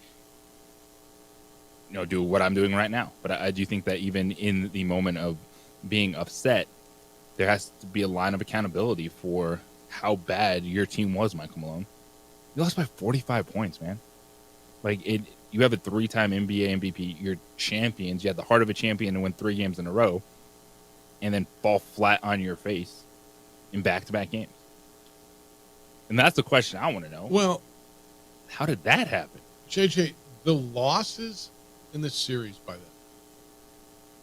The average margin of victory in the games for the winners was like 20 points. Yeah, and I want to look at the average margin of loss by them, right? So they lost game 1, what was it? 106-99. So that's only 7. They lose the second game by 24. They lost the third game by 45. And they lost by 8. So divided by 4, their average margin of loss was 21 points. You're the defending champions. Now, 45 points skews it, but you got beat by 20 or more twice, 24 points or more twice. To your point, there's got to be some, you got to look in a little bit and say, yeah, I got to eat this too. And I hate this because the emotion, there's very few professions, and this is one of them, and it comes with it, and that's why they get paid $8 to $9 million a year to coach a basketball team. Or in college, they get paid, $1.5 million or $3 million, whatever. I mean, that's why you get paid so handsomely, is you have to deal with this. This is part of it. And I think people need to understand, well, it's a tough situation. It is. And that's why they get paid so well. Okay? To deal with tough situations. But part of why you get paid so handsomely is, you got to deal with bad situations when you lose. And you're going to be judged on how you come across. And again, sometimes good dude, bad luck. And I want to lean on that because I think the majority of what he does, I think the majority of Michael Malone is good, is likable. But I always try to put myself in these situations. You and I, man, when we're coming off our worst moments professionally, we don't have to get interviewed by the media. Nor does the majority of people. And this is where I kind of want to give him a little benefit of the doubt. But again, you just got to be better. I don't have to answer questions that are going to the world when a big project fails, or I'm coming off, something just tanked. Or in this case, I mean, I don't even know what the equivalent in your job is. Your season ended. You're the defending champion. You expected to go on repeat. You just blew a 20-point lead at home in Game 7. I don't know what the equivalent is, and so But you've done it long enough. It's not. You got to be at some point in time. You have to be able to play the game. It's got to be better. And then calling out reporters there is missing the mark. And I think it's a unfortunate thing that we saw from the Nuggets, that what they presented to the world is they're sore losers. From Jamal Murray in Game 2. Mm-hmm. For his act, for Michael Malone, even at the end of the series, you're frustrated, man. I'm fine with the it bleep and hurts and all that stuff, but going after just someone in that room, I'm like, well, why don't you go after yourself, Michael, for not developing anyone in the season, for having players on your roster that obviously you don't think can play. So what are you doing as a franchise? Like it wasn't like a player like DeAndre Jordan isn't like changing the series, but you're getting beat up. You're having guards switch, and you're like, well, we need to 5 minutes somewhere. Like those are the things I want to ask Michael Malone questions about. Is in a series in which you were small and you're getting beat up, and somehow you did it. You found a way to win 3 games in a row. Like the last 2 games. And really just the build up to that moment. How do you get up by 20 and respond to all that adversity and fall back on your face? Yeah, I think those are fair questions. And like I said earlier, like I don't love the question that was asked, but JJ, you and I have been sitting in rooms. We've heard way cringier questions. And again, I'm not going to pretend it's easy to sit up there and deal with the media after you were just exposed nationally, and you're raw. Your emotions are raw. It sucks, but cliches are cliches for a reason, and your character is judged by how you deal with adversity. not how you are in the best of times, but how you are in the worst of times. And he's got to eat that. And it was a bad look. And JJ, you hit it right on the head. They came across as sore losers. I'll give it to Jokic now, but see, and Jokic cares, and he was great. I thought he was great in his postgame. Yeah, Jokic is unbelievable. Okay, but that's kind of the guy you need to be. Jokic was asked a question. He said, is it tougher because you lose in 7 games, you had so many chances, and you know you're the better team? And he said no. He says, in a 7-game series, the team who wins the better team, they're the better team. They were better than us. I mean, what better answer? And I'm also fine if you want to be the dude that, so you don't step in it like that, you become cliche man in that moment. Yeah. Like, I can understand that would be the time to be like, cliche. That would be man. the time to just go like, all right, when we have our exit press conference in a day or two, we can expand on it more. But I just think it's hard because there's just certain things you're looking for. And it's, if you're going to bask in the limelight, then you got to be able to take it when it's not there. And the Nuggets definitely look like a team that didn't know how to handle that on the stage. And you're like, well, man, you have this generational talent in Nikola Jokic, who people think actually doesn't care enough, but actually his vibe is fantastic and it helped them turn things around in that series. And it's just, from a fan watching that, like, you don't want to take anything away from Minnesota, because I do think they're a fantastic basketball team. But I'm like, how do you get from being at your absolute worst to winning 3 games in a row to having that big of a collapse? Go back to that. Like, Those are fair just questions. things I want to figure out. Those are fair questions. And it really is. It could come down to they were too top heavy, and that was evident in that second half of Game 7. 505-246-0610. How'd they come across to you? Because JJ said, and I think it's right, they just come across as sore losers. And you just got to be better, man. And I'm not telling you how to do it. But that's part of why you get paid so well. You do have to deal with it. And it's uncomfortable. And we say we don't want to hear cliches. We want to hear what they think. Well, you hear what they think, and then you beat the hell out of them, and that's not fair either. But it's how you come across. And there are plenty of ways to do it. And Michael Malone, I'm going to kind of lean on good dude, bad luck. It's the opening drive on 95.9 FM and AM 610 Sports Animal. This report is sponsored by FEMA to help every person. We would like to thank the following sponsors for making this broadcast possible.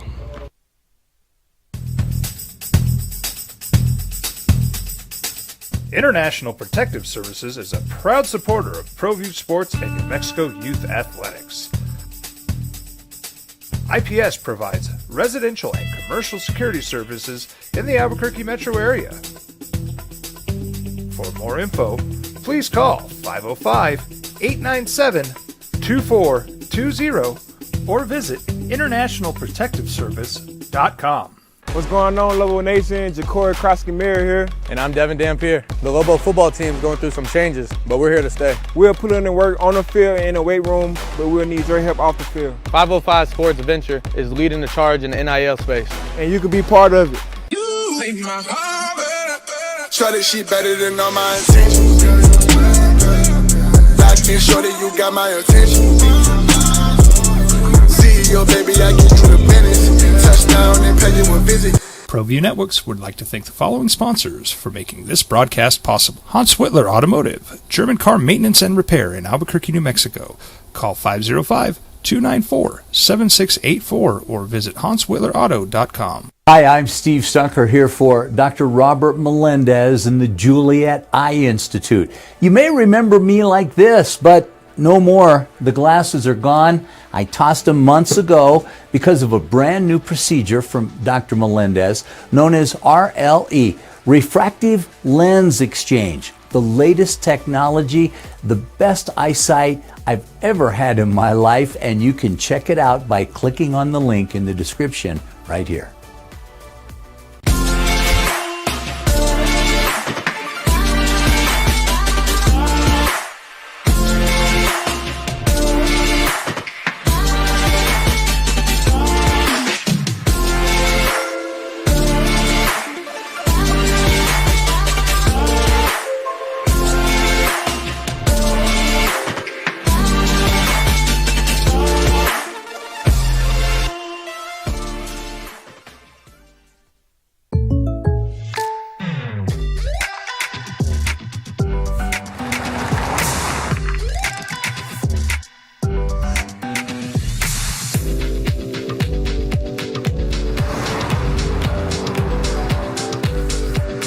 your surprisingly great rates, contact your local State Farm agent today. If you want the real deal, call State Farm agent Marty Size in Albuquerque today. Like a good neighbor, State Farm is there.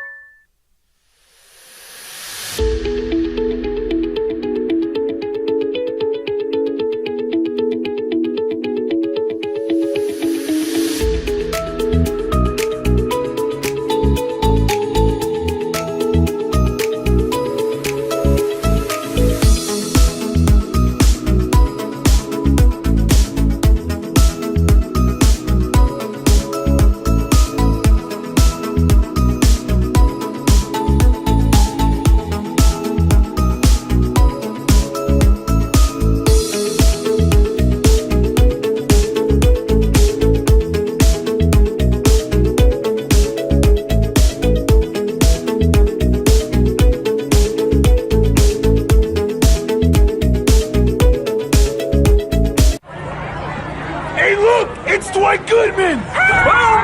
This place is hot. Let's see if anyone needs my help. How about I drive you madman home, huh? I got this, Dwight. I'm the designated driver. Boom. Sweet? Does anyone need Dwight's help getting home tonight? No thanks, Romeo. I've got a taxi all lined up. Drive safe, Dwight. Boom! Boom!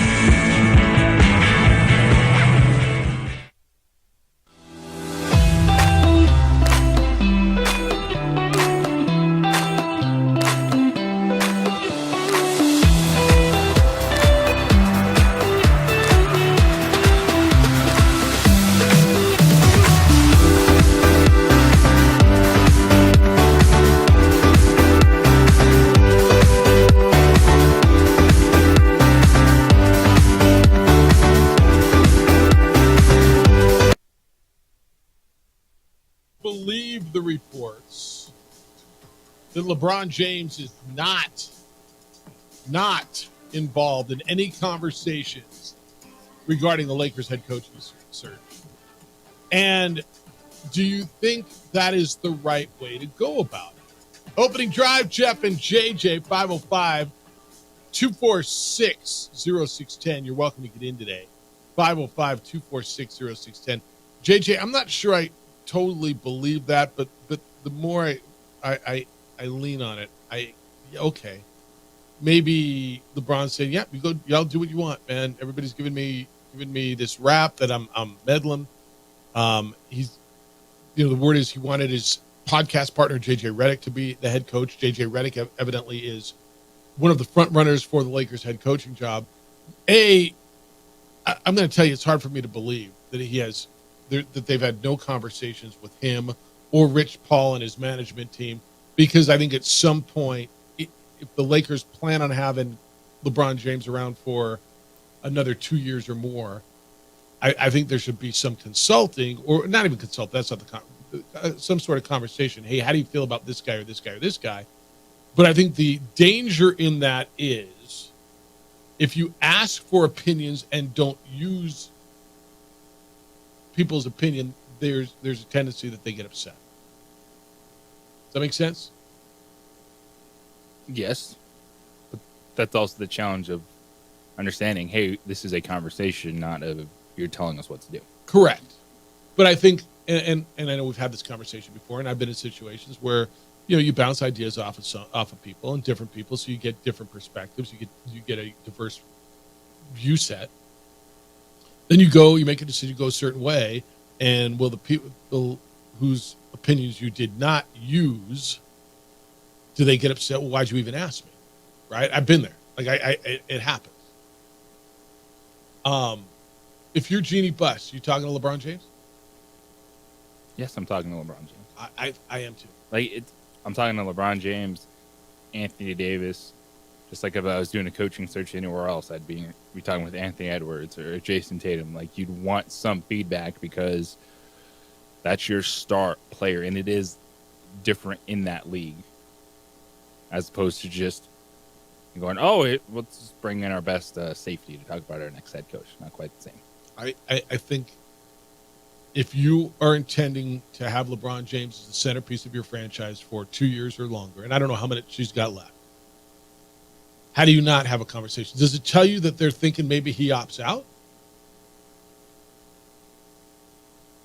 If he's not having if he's not having a conversation because he is not committed, and that's the other side of this coin is, well, why would I have a conversation with a dude who is not committed to us for next year? Why would I bring this guy into the fold on what we're going to do with the head coach if he can't even tell me he's going to be here next year, let alone 2 years?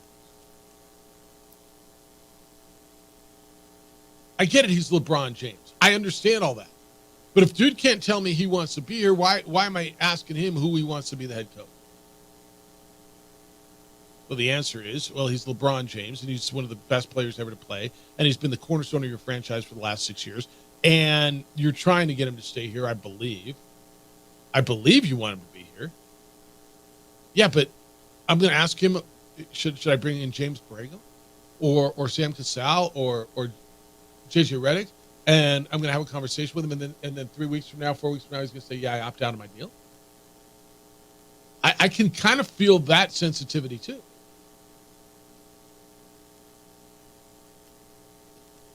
Well, you don't. It's kind of what you started out with this. It's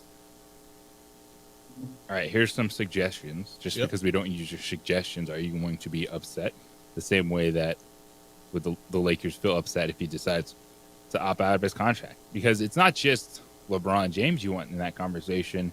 You want Anthony Davis there. Yes, you do. Like there's whether it's AD directly or having some conversations through his agent, like a franchise should just gauge the temperature of their star players making moves like this. So I know I just laid out the other side of it for you. I'll go back to where I started initially. I'm having the conversation with him. Hey, where do you feel? What do you feel about JJ? What kind of coach would he be? You know, would he come in and what's your relationship? I know you guys do a podcast, and all right, what do you know about James Borrego? All right, have you ever coached with him? Do you know him? All right, Sam Cassell? You know, what kind of coach do you think we should have? What do we want to do offensively? What do we want? We got to get better defensively. How is he with Big Ben? How is he? Right? You're LeBron James, man. Whether you like LeBron James or not, he's one of the best basketball minds of this generation. Correct? He is. Basketball IQ, he's as good as there is. You don't have to like him, but I don't even think that's arguable. I don't know how you would not have the conversation, but when the headlines jumped out yesterday that he's not, I didn't believe it, and I'm not sure I believe it, that it's nothing, but I'm going to guess it's as much his doing it as it is theirs, right? Fine. They don't want, don't talk to me about it. I don't know who initiated we're not going to have this conversation if in fact that's the way it's going. But that's where it is, hands off.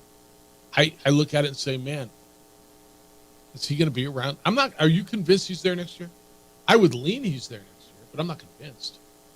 I never 100% certain on things, and I believe that LeBron James, I'm leaning to him finishing up in LA. Yeah, I lean that way too, but I'm not convinced. All right. 505-246-0610. Jump in. We'd love to hear your thoughts on all these things we've been talking about today, the quarterback situation. When we get back, we're going back to the NFL and its receivers. And is the wide receiver market about ready to blow up? You got a couple of guys who are flat out not going to camp, big deals that are pending. And what about the wide receiver market? We talked about quarterbacks. Oh, wide receivers get paid too. On the opening drive on 95.9 FM and AM 610 Sports Out.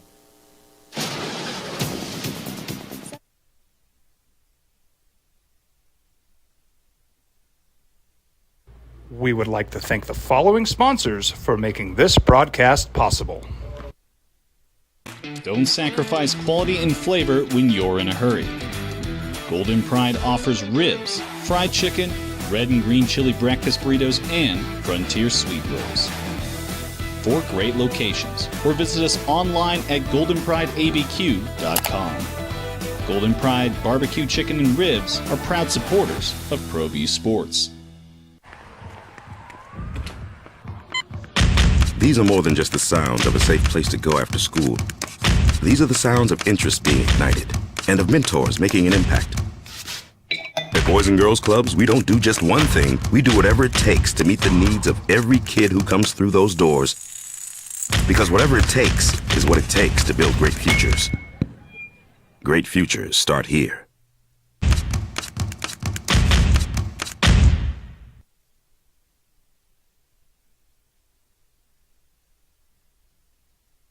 We would like to thank the following sponsors for making this broadcast possible. What's going on, Lobo Nation? Ja'Cory Krosky-Miller here. And I'm Devin Dampier. The Lobo football team is going through some changes, but we're here to stay. We'll put in the work on the field and in the weight room, but we'll need your help off the field. 505 Sports Venture is leading the charge in the NIL space. And you can be part of it. Shorty, she better than all my intentions. Locked in, shorty, you got my attention. CEO, baby, I get you the business. Touchdown and pay you a visit. Teenagers love a party, especially during prom and graduation season. Often, alcohol is involved. Some parents think that hosting a party with alcohol in their home will keep the kids safe, but it's wrong and it's illegal. As a parent, to allow your teenagers' underage friends to consume alcohol on your property is a felony. Parents who host lose the most. Don't be a party to teenage drinking. This is a program of the Drug Free Action Alliance. For more information, go to burnco.gov/do-not-host. Hi, my name is Daniel Chavez, and this is my business partner, David Chavez. We are the owners of Indeed Safety. Indeed Safety is a local safety consulting company helping our clients with their safety needs for their projects. One of the things we pride ourselves as a construction safety company is helping our men and women in construction get home safe every day to their families. Indeed Safety is a proud supporter of ProView Network.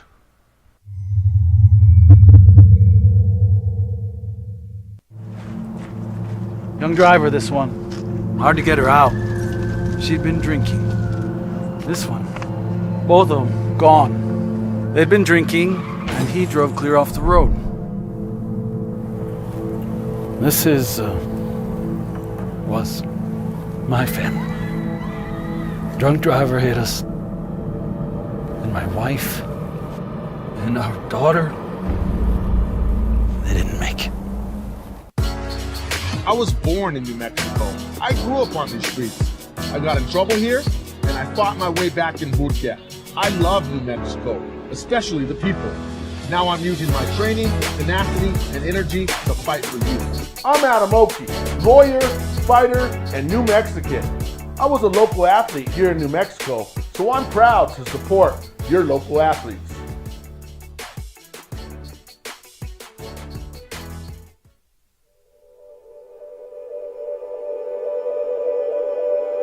We aren't all born with the same opportunities. But it's the people who care that change everything. Get ready, Sprout, get ready! My coach. My teacher. My older sisters. My grandma. My brother. My tutor. My dad and my mom. As New Mexicans, it's up to all of us to do our part. So that no child goes without love. And no family has to do it all on their own. They're all our children. Every single person is called to make a difference in the life of a child. It's up to all of us to do our part. To pull together. Pull together. Pull together. To make New Mexico the best place to be a kid.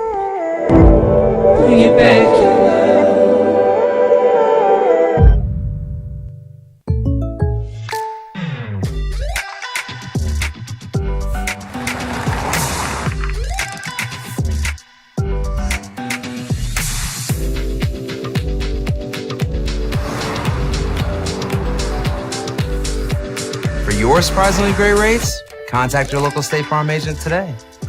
If you want the real deal, call State Farm agent Marty Size in Albuquerque today. Like a good neighbor, State Farm is there. Hey, look! It's Dwight Goodman! Boom! This place is hot. Let's see if anyone needs my help. How about I drive you madman home, huh? I got this, Dwight. I'm the designated driver. Boom. Sweet. Does anyone need Dwight's help getting home tonight? No thanks, Romeo. I've got a taxi all lined up. Drive safe, Dwight. Boom! Boom!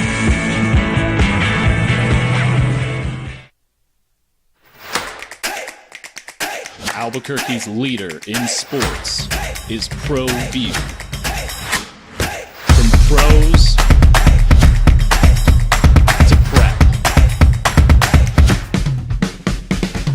all your favorite action.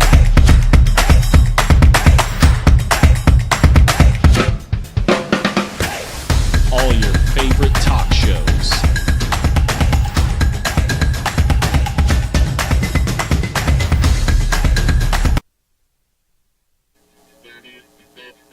Quarterbacks up for extensions. We talked about Tua and Trevor Lawrence. What about the receivers? CeeDee Lamb not expected to be a Cowboys OTA. He wants a contract extension. How long does he stay out? He wants to get paid. Meanwhile, Zeke Elliott and Zach Martin both held out in the training camp in recent summers. The Cowboys gave in, right? Lamb led the league with 135 catches last year. He had 12 touchdowns. AP All-Pro. Justin Jefferson wants a new deal, thinks he's going to get traded. Bengals' Jamar Chase wants a new deal. They all hope to reset the market. Tyreek Hill's $30 million a year average is the highest right now. How much can you pay a receiver? If a quarterback's making, like in Miami, 23 point whatever, and he wants 50, how much can you pay your receivers? I mean, receivers are $30 million per year. Is that the ceiling? Or that's what Tyreek Hill is getting. So he has the biggest. Yeah, that's what Tyreek Hill has. So that's the answer to the question. Well, but these guys want to reset it, so they want more than 30, right? CeeDee Lamb, Jamar Chase. And you're going to have to pay these guys that money because that goes hand in hand with making sure your quarterback can perform. Who makes who better? The answer is yes. Yes. Right? In more cases, the quarterbacks need the wide receivers. You got to have someone to throw to. But you got to have someone to throw in the ball. Edward, good morning. You're on the Sports Animal. Good day, sir. How you living? I'm doing great. How about you? Good. What's going on? Hey, so yesterday I got a chance to watch Rudy. Hello, Bronco. Rudy. Sorry. Can you hear me? Yeah. What's up? What's up? Yeah, it's Rudy. Yesterday I got the opportunity to listen to Bronco speak for about an hour and a half at a Rotary Club, and he had some film cut-ups to show people about how he does things, and it's the most unbelievable thing I've ever seen. So they have this drill where all 11 players have to run to the sideline, stand there a certain way, get in their stance, and then sprint out onto the field to their position, okay? And they don't do anything else until they do that right. It's kind of like how Coach Wooden made everybody tie their shoes the same way at the beginning of practice every year, did it every year. Same way. Walton did it 4 times. You know what I mean? So he's asking people, how many times do you think we ran this until they did it the way I wanted it done? And people are like 3, 4, 10, 30, 138 times. No way. 138 times. And then when you see them do it the right way, it's impressive. He showed another drill of a kid at Virginia, and it's a simple drill. They have to push this wooden sled around with 2 hands until he says stop, and then with 1 hand until he says stop, and then sprint off the field. Okay. The kid did it 38 times and didn't quit. So they're showing the film of him later in the Orange Bowl against Miami, and the Miami running back is on the opposite side of the field, breaks through, and it's looked like he's going to score. I don't know how this kid ran him down. I really don't, but he did. And they held Miami out and won the Orange Bowl. And I'm like, holy cow. So, people, if you haven't gotten on board yet, if you haven't gotten season tickets, you're going to be really impressed with how this team looks, how disciplined, and how much they play together and for each other. It's truly remarkable. That's good stuff. All right, man. I appreciate that. And Rudy, thanks for the call. I will tell you this, JJ, I met a few of the players at an event Sunday night, and they love them.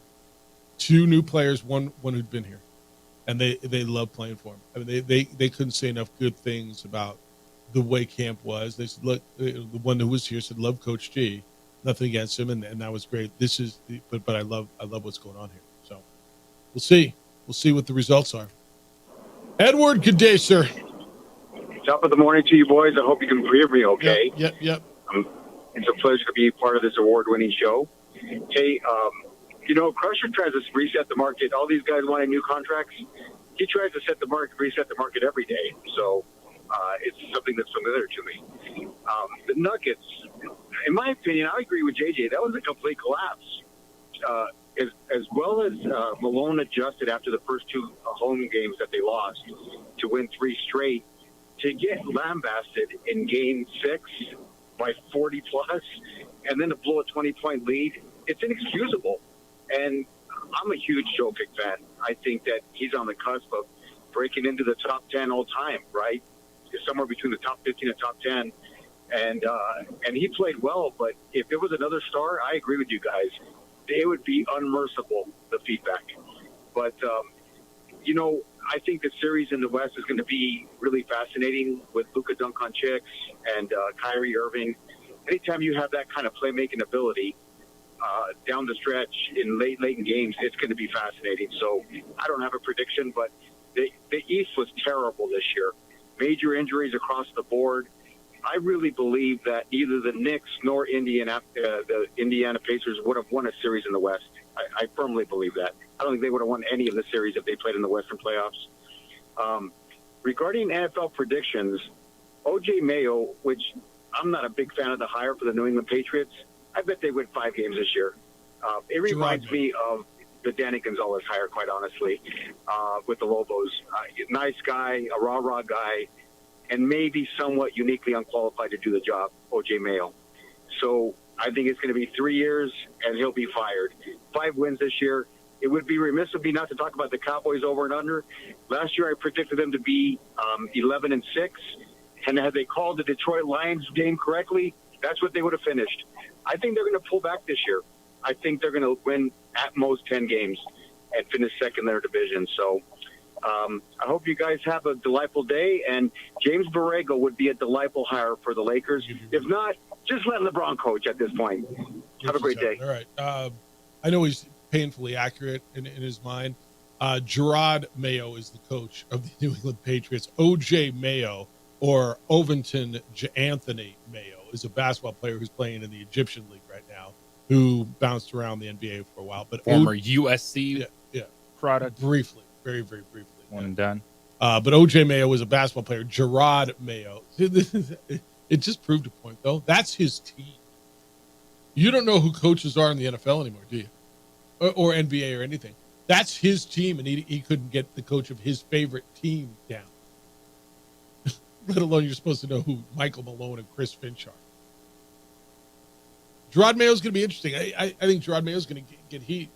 And the team's not very good. Can I go back to the point on if it was any other superstar, he'd be getting beat up? What do you want Jokic to do? Was it Jokic's fault that they lost that series? Jokic was the one guy who showed up every damn night. Now, did he fatigue down the stretch in Game 7? Maybe he did. But he's the one guy that every night I knew he was going to be there. He turned the ball over in the first couple of games. You pointed that out, JJ. You said, what do you have, like 7 turnovers in one of those games? But do you put this on? It's not on Jokic, but when you look at it and say, all right, what did he do? He had 34 points, 19 boards, 7 assists. In Game 7. And just 3 turnovers in Game 7. Was that his fault? But when you are a generational talent, you wear it more than others. Like you're a 20-point lead, and he was 2 of 10 from 3. What are you doing? Like, that's not your game, dude.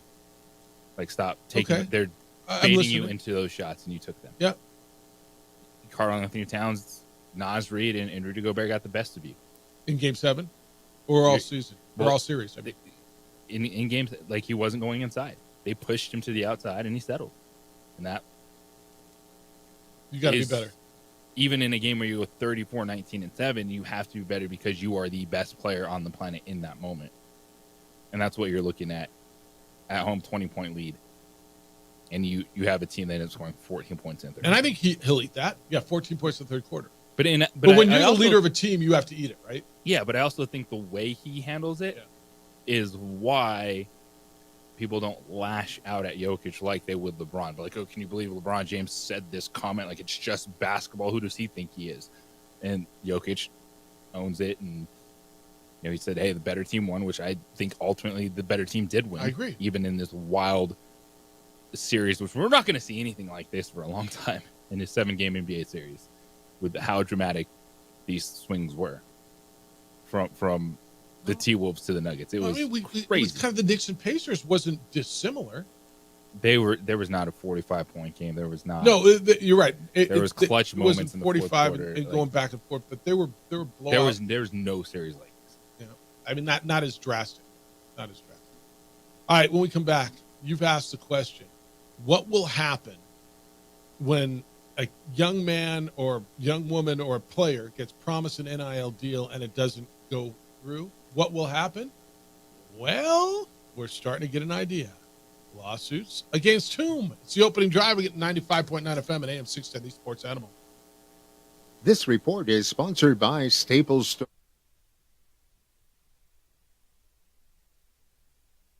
We would like to thank the following sponsors for making this broadcast possible.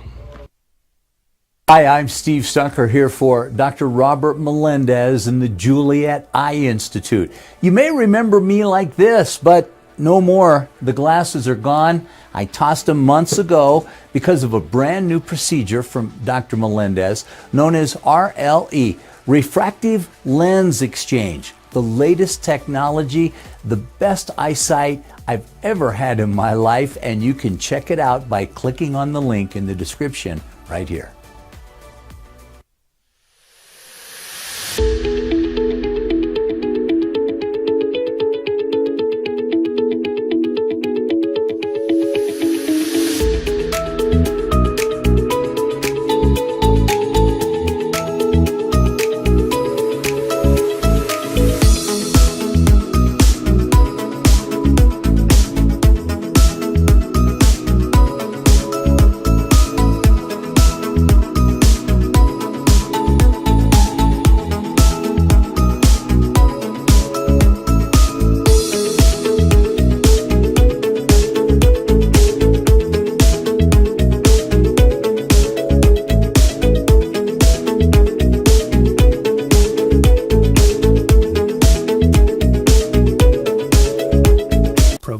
Would like to thank the following sponsors for making this broadcast possible. Hans Whitler Automotive, German car maintenance and repair in Albuquerque, New Mexico.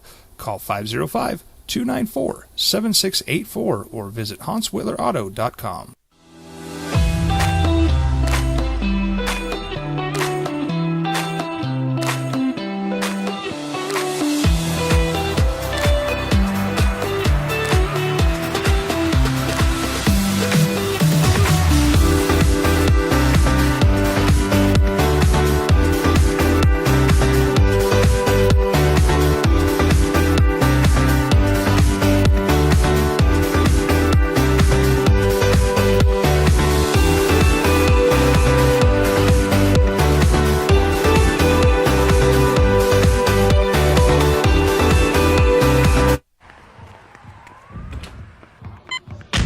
These are more than just the sounds of a safe place to go after school. These are the sounds of interest being ignited and of mentors making an impact. At Boys and Girls Clubs, we don't do just one thing. We do whatever it takes to meet the needs of every kid who comes through those doors. Because whatever it takes is what it takes to build great futures. Great futures start here. We would like to thank the following sponsors for making this broadcast possible. Evergard Roofing and Solar. For nearly 20 years, Evergard Roofing and Solar has been working with New Mexicans to enhance their homes and businesses.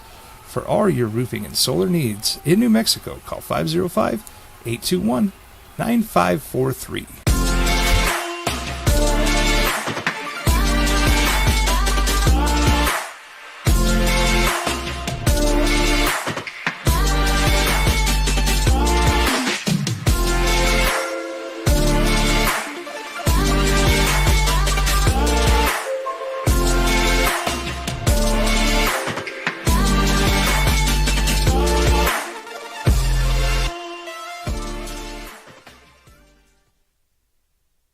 We would like to thank the following sponsors for making this broadcast possible. Albuquerque's leader in sports is ProView. From pros to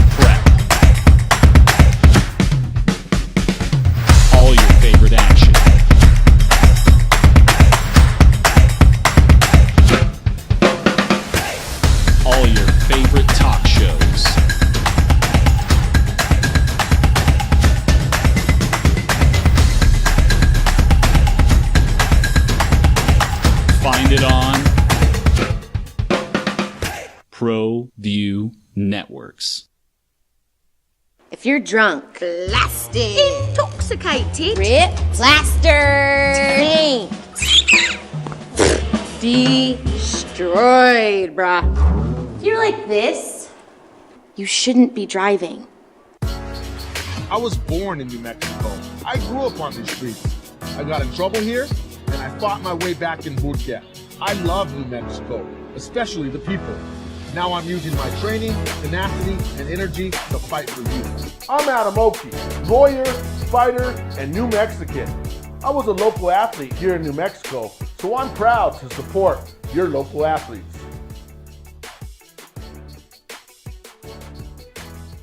What's going on, Lobo Nation? Ja'Cory Krosky-Meyer here. And I'm Devin Dampier. The Lobo football team's going through some changes, but we're here to stay. We'll put in the work on the field and in the weight room, but we'll need your help off the field. 505 Sports Venture is leading the charge in the NIL space. And you can be part of it. Shorty, she better than all my intentions. Like me, shorty, you got my attention. CEO, baby, I get you the business. Touchdown and pay you a visit.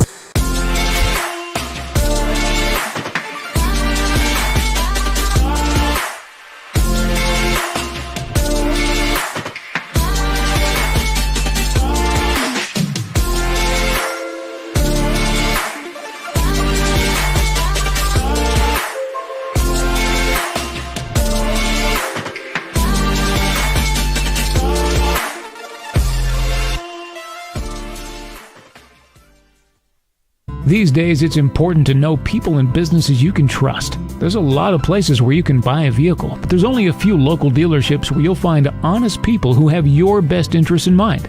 And Fiesta Kia is one of them. We've been helping our neighbors save money and drive dependable cars for years, and we'd love to help you.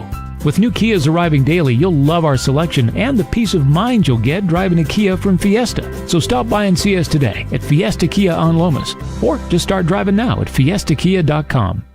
Teenagers love a party, especially during prom and graduation season.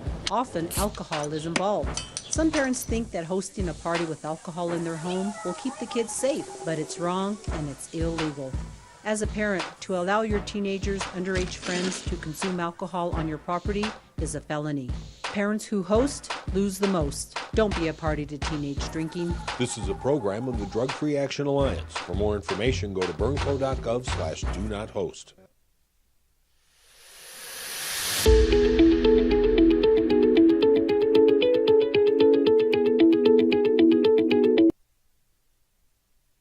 This is, we're going to talk about this much longer than just a second. What happens when there's a promise of NIL and it doesn't get fulfilled? And we've had this conversation. What are they going to do? And this is going to be really interesting. Jaden Rashada is the quarterback of Georgia right now. He had committed initially to Miami, decommitted and went to Florida, decommitted and went to Georgia. And now Jaden Rashada is suing the University of Florida. Not the university, but their coach, Billy Napier, a former staffer and a booster, for $13.85 million, or for backing out of $13.85 million. JJ, you remember there was this young man who was promised north of $9 million to go to Miami. And Florida said, no, come here, and he flipped. And then he went back on that and went to Georgia. And the lawsuit states basically that they promised him this money, promised his dad a job, and all this money was going to be there. Some of it was going to run through a car dealer, some of it was going to run through the collective. According to the lawsuit, quote, sadly, unethical and illegal tactics like this are more and more commonplace in the Wild West that is today's college football landscape. As the first scholar athlete to take a stand against such egregious behavior by adults who should know better, Jaden seeks to hold defendants accountable for their actions and to expose the unchecked abuse of power they shamelessly wielded. That's the quote. They claim in this lawsuit, and JJ, as I'm reading this, it's insane. They call it a scheme that the coach was in on, Billy Napier. That there was this staffer and the car dealer, and that their scheme wouldn't have happened if they weren't all involved. They promised him all this money. I want to get into this and where this goes. I'm going to give you more of the details next. But it's insane allegations, and that's what they are at this point, are allegations. But you've asked the question, and so we talked about it. What's going to happen when these collectives run out of money? Well, evidently the collective didn't have nearly enough money to follow through on what they allegedly promised this young man. 505-246-0610. The lawsuit against the head coach at Florida, amongst others. Next, on the opening drive on 95.9 FM and AM 670 Sports Hub.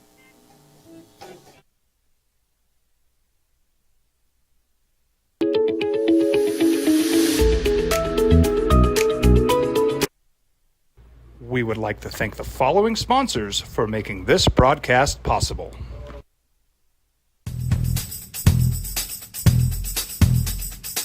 International Protective Services is a proud supporter of ProView Sports and New Mexico Youth Athletics. IPS provides residential and commercial security services in the Albuquerque metro area. For more info, please call 505-897-2420 or visit internationalprotectiveservice.com. I was born in New Mexico. I grew up on these streets. I got in trouble here, and I fought my way back in boot camp. I love New Mexico, especially the people. Now I'm using my training, tenacity, and energy to fight for you. I'm Adam Oki, lawyer, fighter, and New Mexican. I was a local athlete here in New Mexico, so I'm proud to support your local athletes.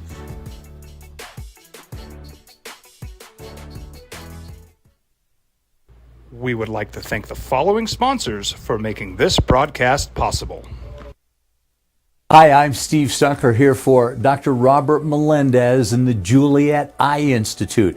You may remember me like this, but no more. The glasses are gone. I tossed them months ago because of a brand new procedure from Dr. Melendez known as RLE, Refractive Lens Exchange. The latest technology, the best eyesight I've ever had in my life, and you can check it out by clicking on the link in the description right here. What's going on, Lobo Nation? Ja'Cory Krosky-Miller here, and I'm Devin Dampier. The Lobo football team is going through some changes, but we're here to stay. We'll put in the work on the field and in the weight room, but we'll need your help off the field. 505 Sports Venture is leading the charge in the NIL space, and you can be part of it. You make my heart better. Shorty, she better than all my intentions. Locked in, shorty, you got my attention. CEO, baby, I get you the business. Touchdown and pay you a visit.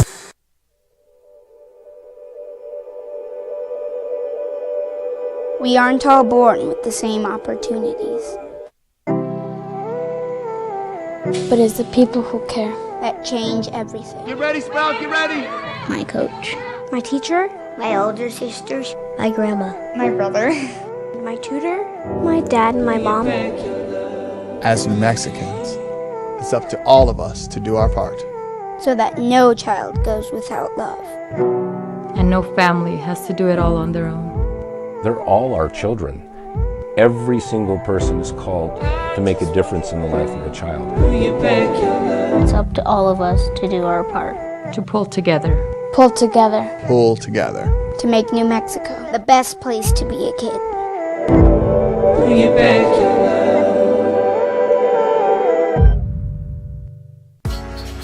I was born in New Mexico. I grew up on these streets. I got in trouble here, and I fought my way back in boot camp. I love New Mexico, especially the people. Now I'm using my training, tenacity, and energy to fight for you. I'm Adam Oki, lawyer, fighter, and New Mexican. I was a local athlete here in New Mexico, so I'm proud to support your local athletes.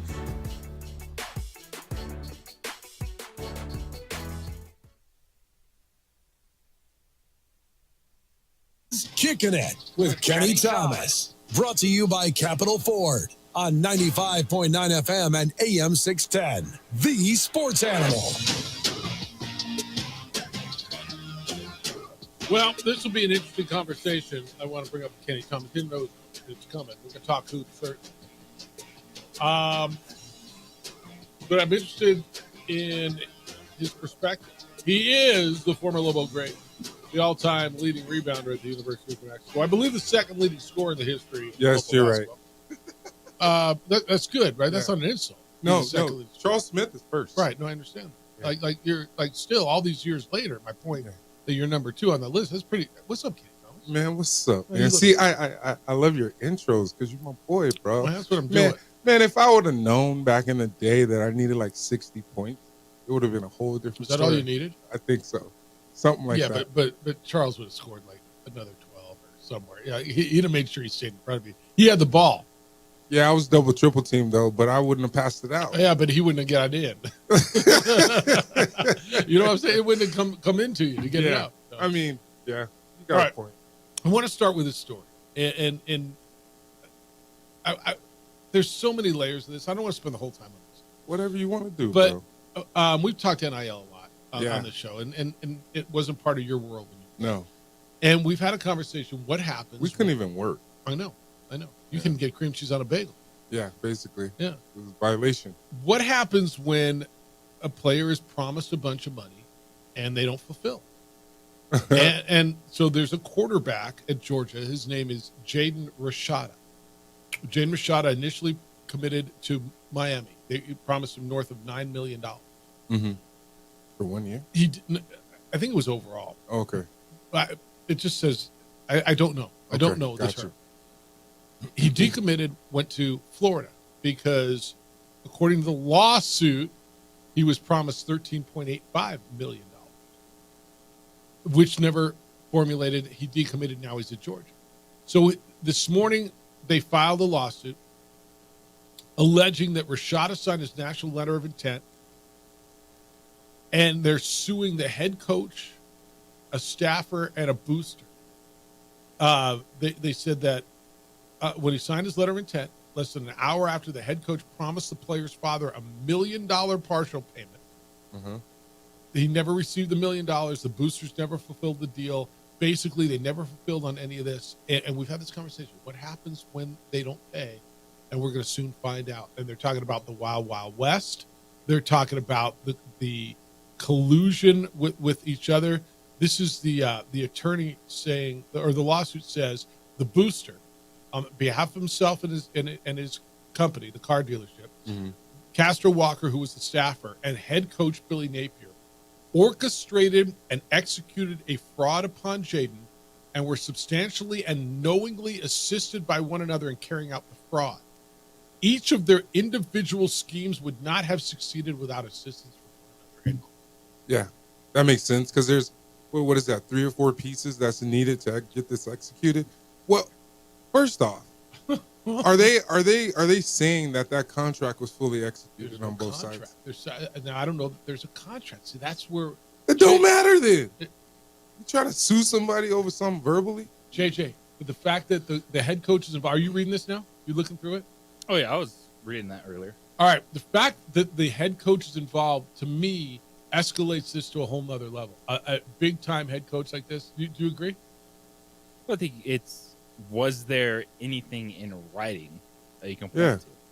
Yeah, that's what it comes down to. There's a lot of verbal promises that are made. Or is there any emails? Or is there any text messages? There's going to be some. You know what I mean? Like, well, hold up. You don't think there's going to be some emails or something? There has to be something if there's something there. Or, no disrespect, the people that are trying to sue are just ignorant then. Well, I think you know what I mean? This is what they're saying. This is the lawyer, Rusty Hardin, quote, the collective never had the money, and yet they were making all these promises to the kid. You dangle life-changing money, generation-changing money in front of a 19-year-old kid who grew up without it. You can't expect that young person to not be affected by it. The bargaining power is totally unequal here, end quote.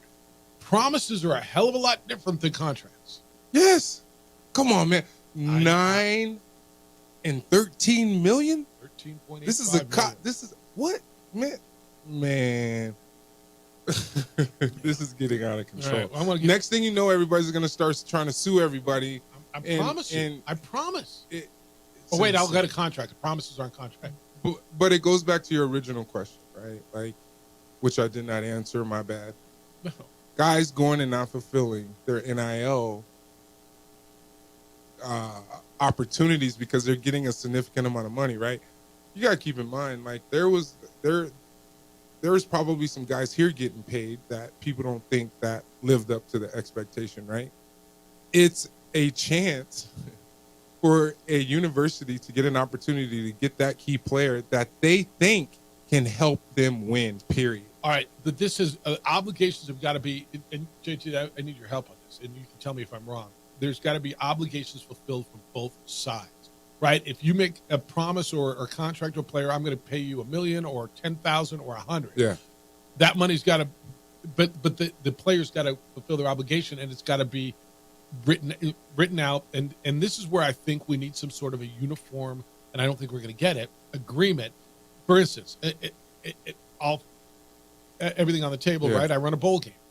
And in our industry, we're trying to say, hey, part of NIL money can collectives need to say, you got to play the whole season. That includes the bowl game, right? Because all the opt-outs in bowl games. Very right? well said. All right. No, but that's part of what it's a real issue in my industry where you're getting paid.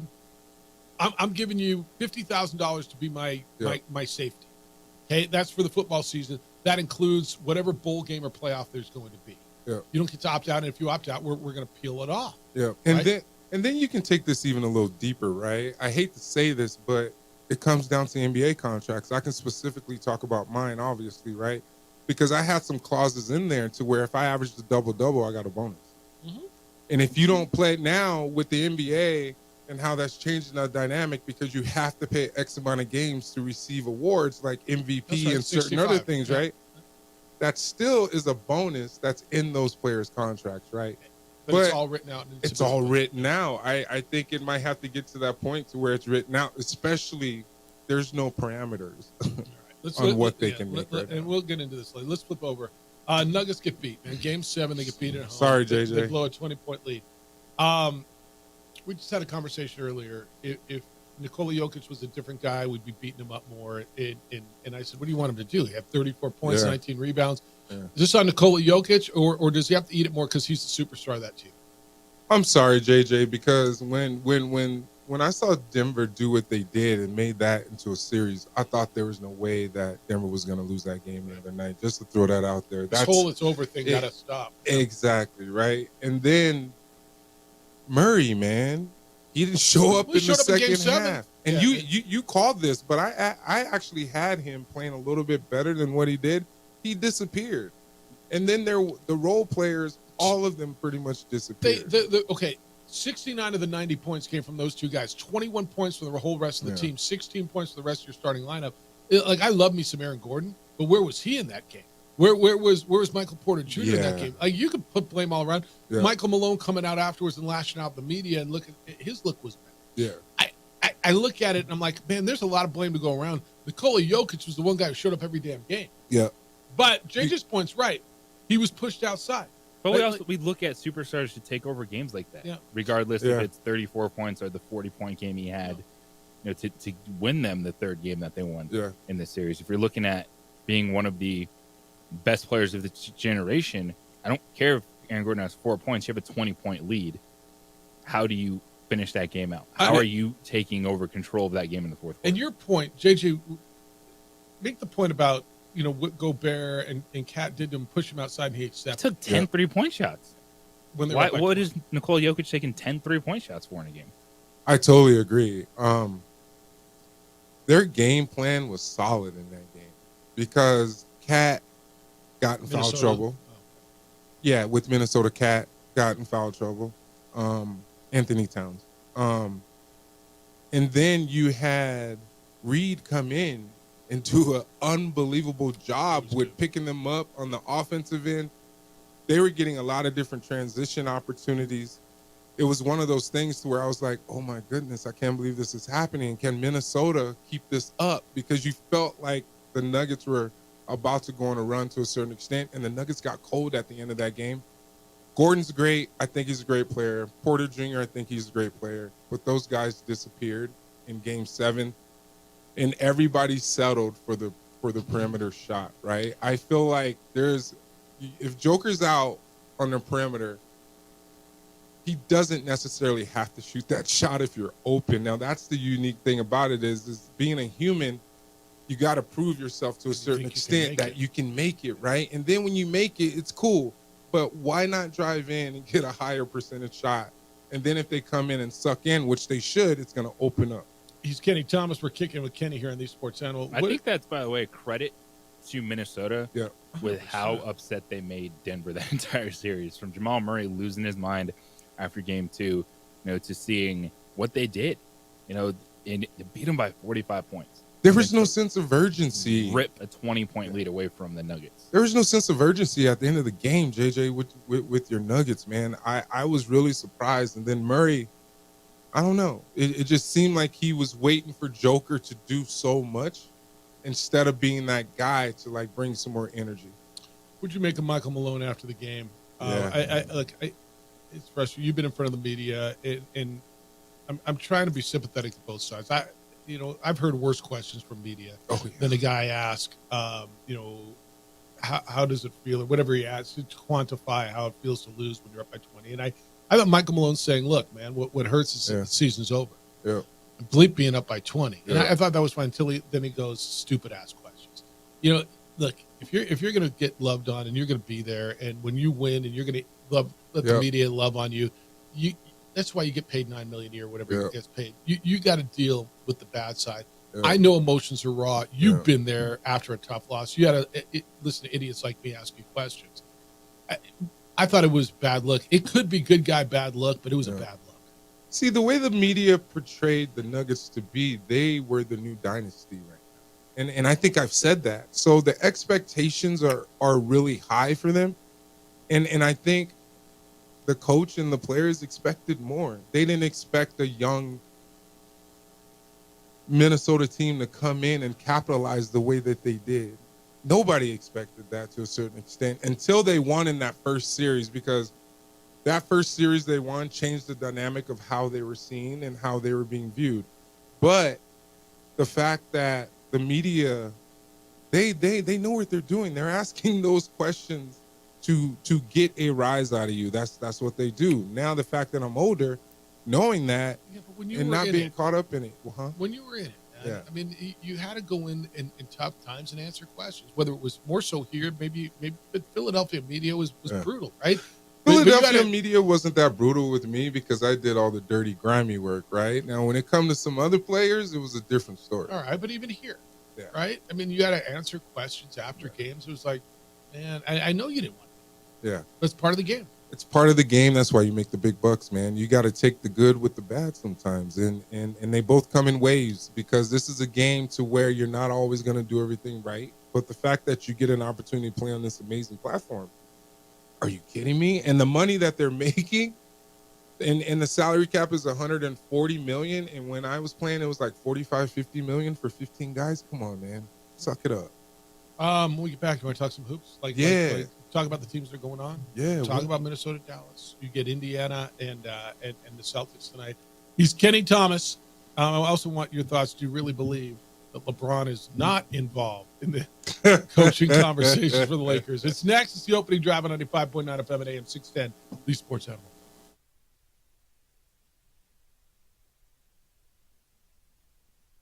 We would like to thank the following sponsors for making this broadcast possible.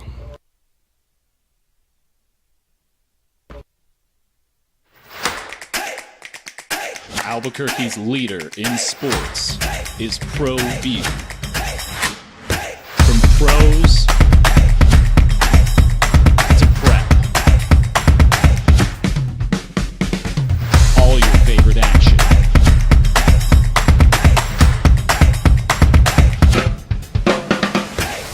All your favorite talk shows.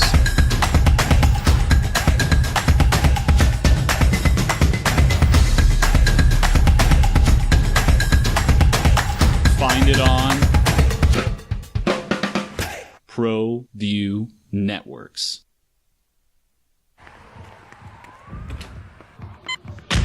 These are more than just the sounds of a safe place to go after school. These are the sounds of interest being ignited and of mentors making an impact. At Boys and Girls Clubs, we don't do just one thing. We do whatever it takes to meet the needs of every kid who comes through those doors. Because whatever it takes is what it takes to build great futures. Great futures start here. What's going on, Lobo Nation? Ja'Cory Krosky-Miller here, and I'm Devin Dampier. The Lobo football team's going through some changes, but we're here to stay. We'll put in the work on the field and in the weight room, but we'll need your help off the field. 505 Sports Venture is leading the charge in the NIL space, and you can be part of it. Shorty, she better than all my intentions. Locked in, shorty, you got my attention. CEO, baby, I get you the business. Touchdown and pay you a visit. Hey, look, it's Dwight Goodman. Boom! This place is hot. Let's see if anyone needs my help. How about I drive you madman home, huh? I got this, Dwight. I'm the designated driver. Boom. Sweet. Does anyone need Dwight's help getting home tonight? No thanks, Romeo. I've got a taxi all lined up.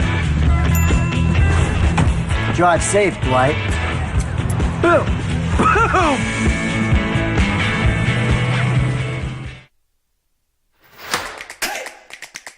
Albuquerque's leader in sports is ProView. From pros to prep, all your favorite action.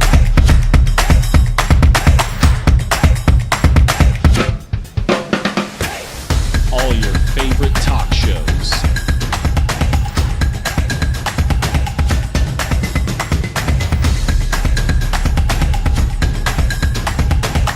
Find it on ProView Networks.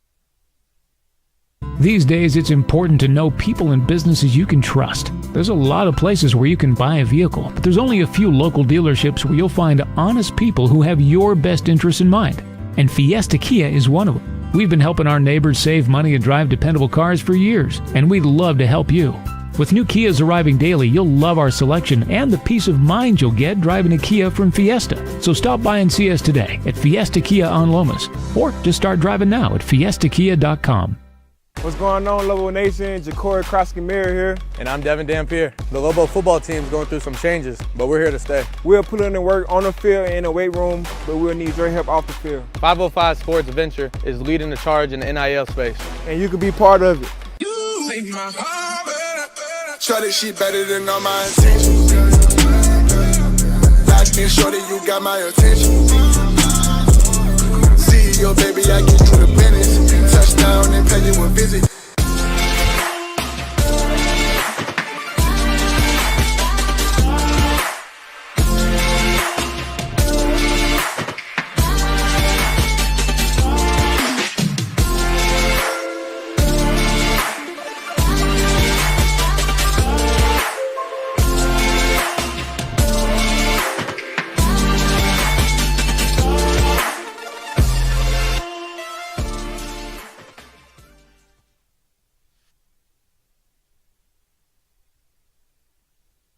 The NBA. Second leading scorer in the history of the program. Leading rebounder in Lobo history. All these years. How many years later? You were done in 99? Yeah. That would make 25 years later. And I still look good. Yeah, of course. And all those records and stuff. All those marks and all those bests. See? You see my jersey anywhere? In your closet. Yeah, I got some. Yeah. I give them away. Yeah, that's what I thought. Yeah. All right. Who do you like, Minnesota or Dallas in the West? That's a good question. I know it is. That's what I do. I ask good questions. Though I don't. It's going to come down to the inside. I feel like Cat and Gobert is going to make a huge impact, especially against those young bigs they got over there. I'm going to go Minnesota 6. I like Minnesota too. Who Minnesota. Do you like? Minnesota in 7. 7? Yes. And it would be Minnesota. So this is the 3 seed and the 5 seed. Is that correct? Yeah. And you got the 6 and the 1 in the East, right? Dallas doesn't play defense. Not as Minnesota not as sure good as as hell Minnesota. I mean, you got Mike Conley over there being a general who I actually got to play with for a couple months with in Memphis when he was there. My last year, I think it was 2010. But the Ant-Man, he only had 16 points or so in that game, but the fact that he impacted it a lot and drew a lot of attention, yeah, Minnesota 6. You want me to blow your mind about the Mavericks real quick? Please. Yeah. So Yeah. Dallas played the Clippers in the first round. Yep. They played number 1 seed Oklahoma City Thunder. And they've held opponents in the playoffs to 101 points or less in 6 of their 8 playoff games. Is that right? And that's with having the best defense the final 20 games of the regular season. Oh, wow. So Dallas plays defense. So what is Minnesota scoring right now, points per game? What are they averaging? In the playoffs? Yeah, in the playoffs. After that Nuggets series, it's all over the place. Yeah, they literally all over the place. All right. So That's my play a little- point. Yeah. All right. Boston and Indiana. I can't find anybody's picking Indiana. Man, I love the fact that how Hart and Brunson, after the game, I saw it on ESPN, went out there and gave love to the Knicks fans after that Yeah, it game was good. because it was one of those games where I felt like the Knicks probably should have won that series, and they should not have lost by 19 points. But They were depleted at that point. Brunson was Yeah. done. I mean, everybody was hurt. because it was more of a perimeter game for the Knicks opposed to an all-around game because there was no inside presence without Randolph. Let me ask you something that neither one of us have perspective. The greatest arena in the world. Everybody says, New York City is so good. Is Madison Square Garden just another arena for a visiting player, or is it something that's totally different? Man, it's totally different. Is it It's really? big stage. It's like Crypto now, which was the Staples Center when I played. Madison Square Garden is one of those iconic What arenas. makes it that? What? Because you show up for the stars, man. I mean, stars are in New York and LA. You show up for those games. You don't have It's that in like Oklahoma City? primetime TV. Come on, man. Oklahoma City, they barely got a team now because they started winning, right? So it's gonna change the whole dynamic there. But come on, you got Spike Lee. So there. it is different. It's different, man. You show up and show out. And then when you come in, because when I played in Philly, we rode the train and then you come under the arena. It's the best feeling Yeah, ever. Penn Station's right Yeah. there adjacent to it. But it's a crappy arena once you get in there. in Okay, the so locker room. that's what I was going to say. It's old, right? Yeah, it's crappy. It's kind of like Arco Arena where I played with the Yeah. Kings in Sacramento, right? But it's gone now. So yeah, it was pretty bad too. All right, because we always hear it. Oh, it's the greatest. I've gotten to the point now where Knick fan, I'm done with you like 3 games in. Oh, it's the greatest thing ever. The Knicks are freaking great again. Basketball's Yeah. back. Man, Yeah, all of that. Yeah, you got that down. Yeah, pat. yeah, I'm not yeah, an yeah, East yeah, Coast guy, yeah. man. I'm a West Coast guy. All right. Do you buy the fact that LeBron James is not involved Yeah, at right. all with No. the Laker coaching? Not at all. Not at all. Why? He knows what's going on. He knows what's I think there's a lot of different things that's going to come with this situation. His son going in, shooting the hell out of the ball. JT Toppin got to play with him in the NBA Combine on the same team. And I think it's going to be interesting to see what happens. Everybody's going to talk about something. He's from Cleveland. They were talking about that. Now, it just comes down to what's going to happen. The draft is in a couple weeks. It's gonna be nice.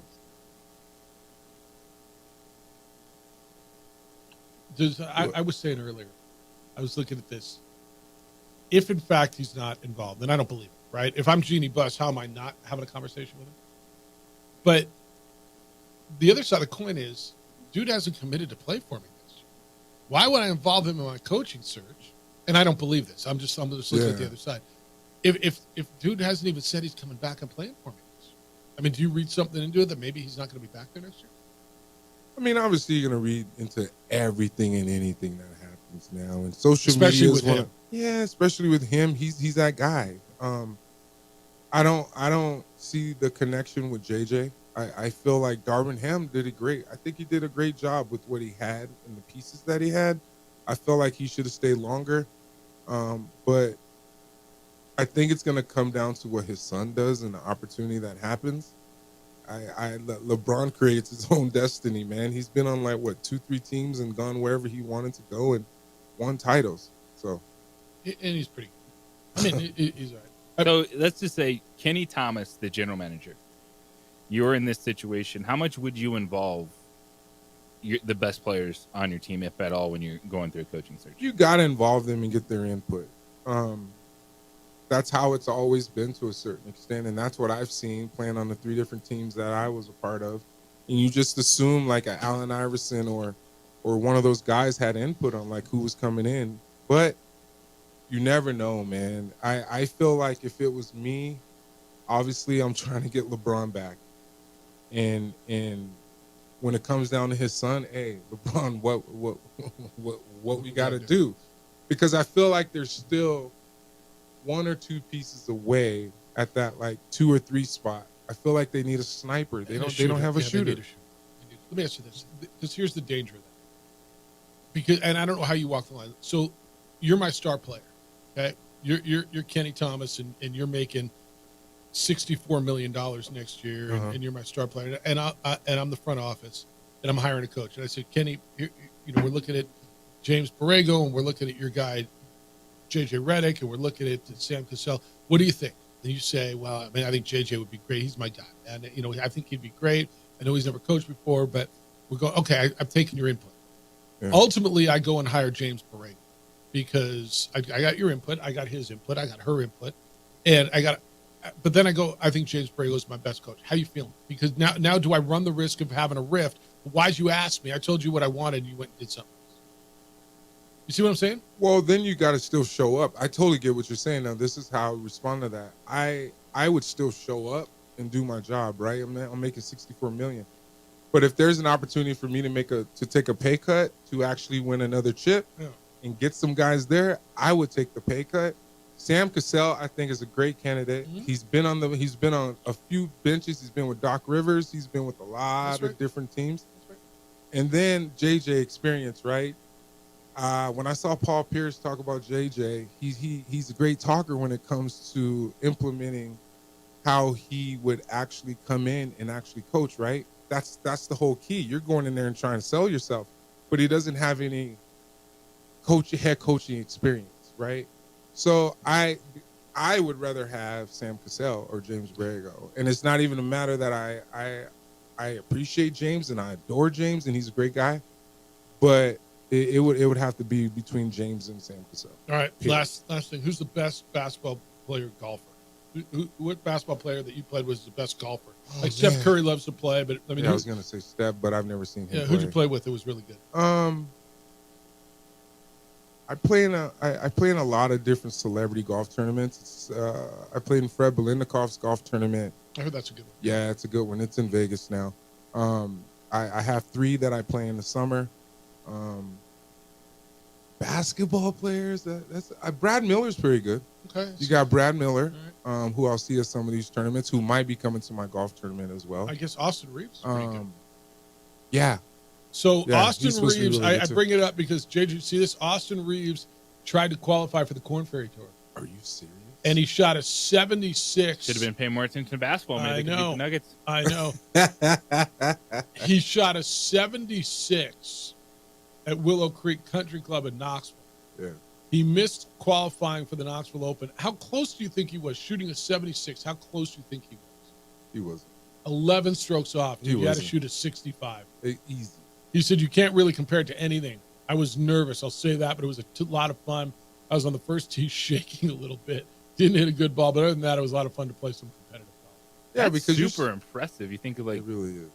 He had maybe like 2 weeks of actually really focused on golf before this. After and went out and shot a 76 on a golf course, was probably set up pretty tough. He said he was coming off his first 67 and had high expectations. Birdied his first hole, but his front 9 had 3 straight bogeys. Dude, he shot a 67? Yeah, that's nice. That's nice. I'm trying to get in the 7s. Seriously. I'm trying to get in the 7s. You broke an 80 though, right? No. All right. Have you ever my best score is at 81. Ever had a hole in one? I've come close. What would you rather do? JJ and I have this conversation all the time. Would you rather break 80, so shoot a 79, 78, or have a hole in one? I'd rather break 80 on a consistent basis. Screw a hole in one. Yeah. Because come on, man, that Anybody ball, I've had a couple balls roll by the hole and spin back, you know what I'm saying? But no. Yeah. I've had some eagles, obviously. All right. Good to see you. Appreciate you, my guys. I will see you guys Friday. We'll see you Friday. He's Kenny Thomas, kicking it with Kenny. Always good to have that conversation. He'll be back in on Friday. It's the opening drive at 95.9 FM and AM 610, the Sports Animal. We continue with this lawsuit against the head football coach of Florida for not fulfilling an NIL promise. Get ready to step into the ring of excitement with Go.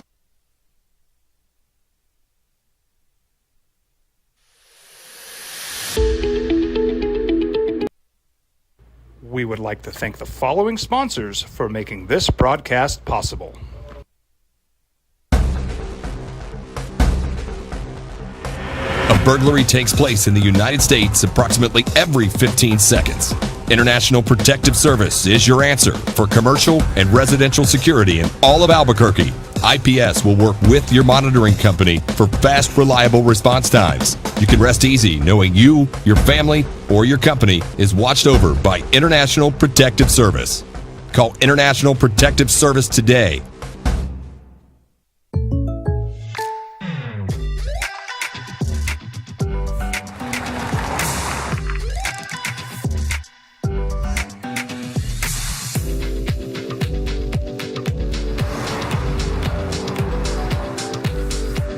For your surprisingly great rates, contact your local State Farm agent today.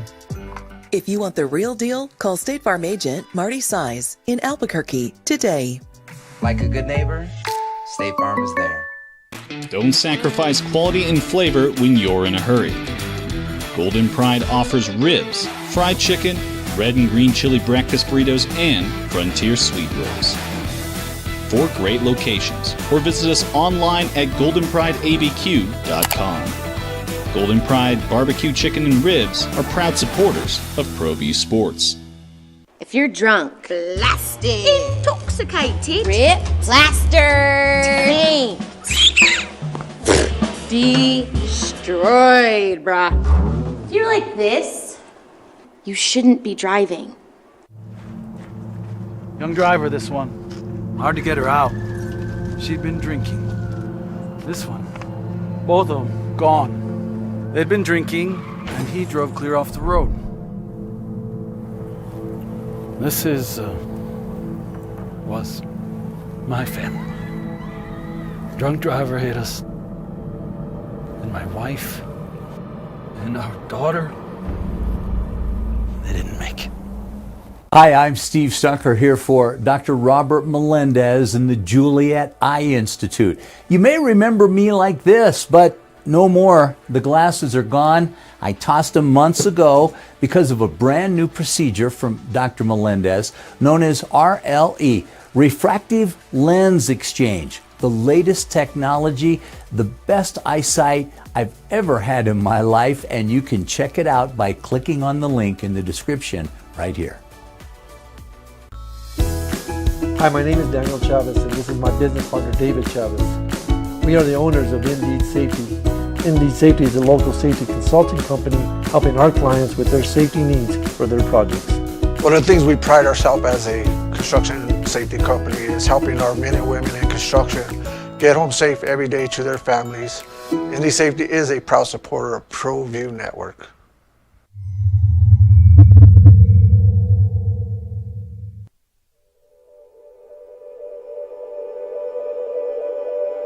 We aren't all born with the same opportunities.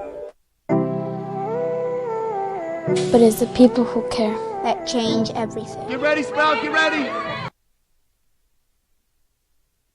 Well, you know, by the way, Edward said might as well be OJ Mayo, coach of the Patriots this year. Not big on Gerard, coach. Rashee Rice is with the Chiefs this week. They begin their offseason workouts. You remember, not only was Rashee Rice involved in the rented or leased Lamborghini accident on the freeway, which resulted in a 4-car pileup and then walked away from the accident, allegedly. He was also charged, or not charged, he was a suspect in a assault at a Dallas nightclub earlier this month. Those charges will not be filed. the Dallas police have responded to that, saying the reporting party has signed an affidavit of non-prosecution.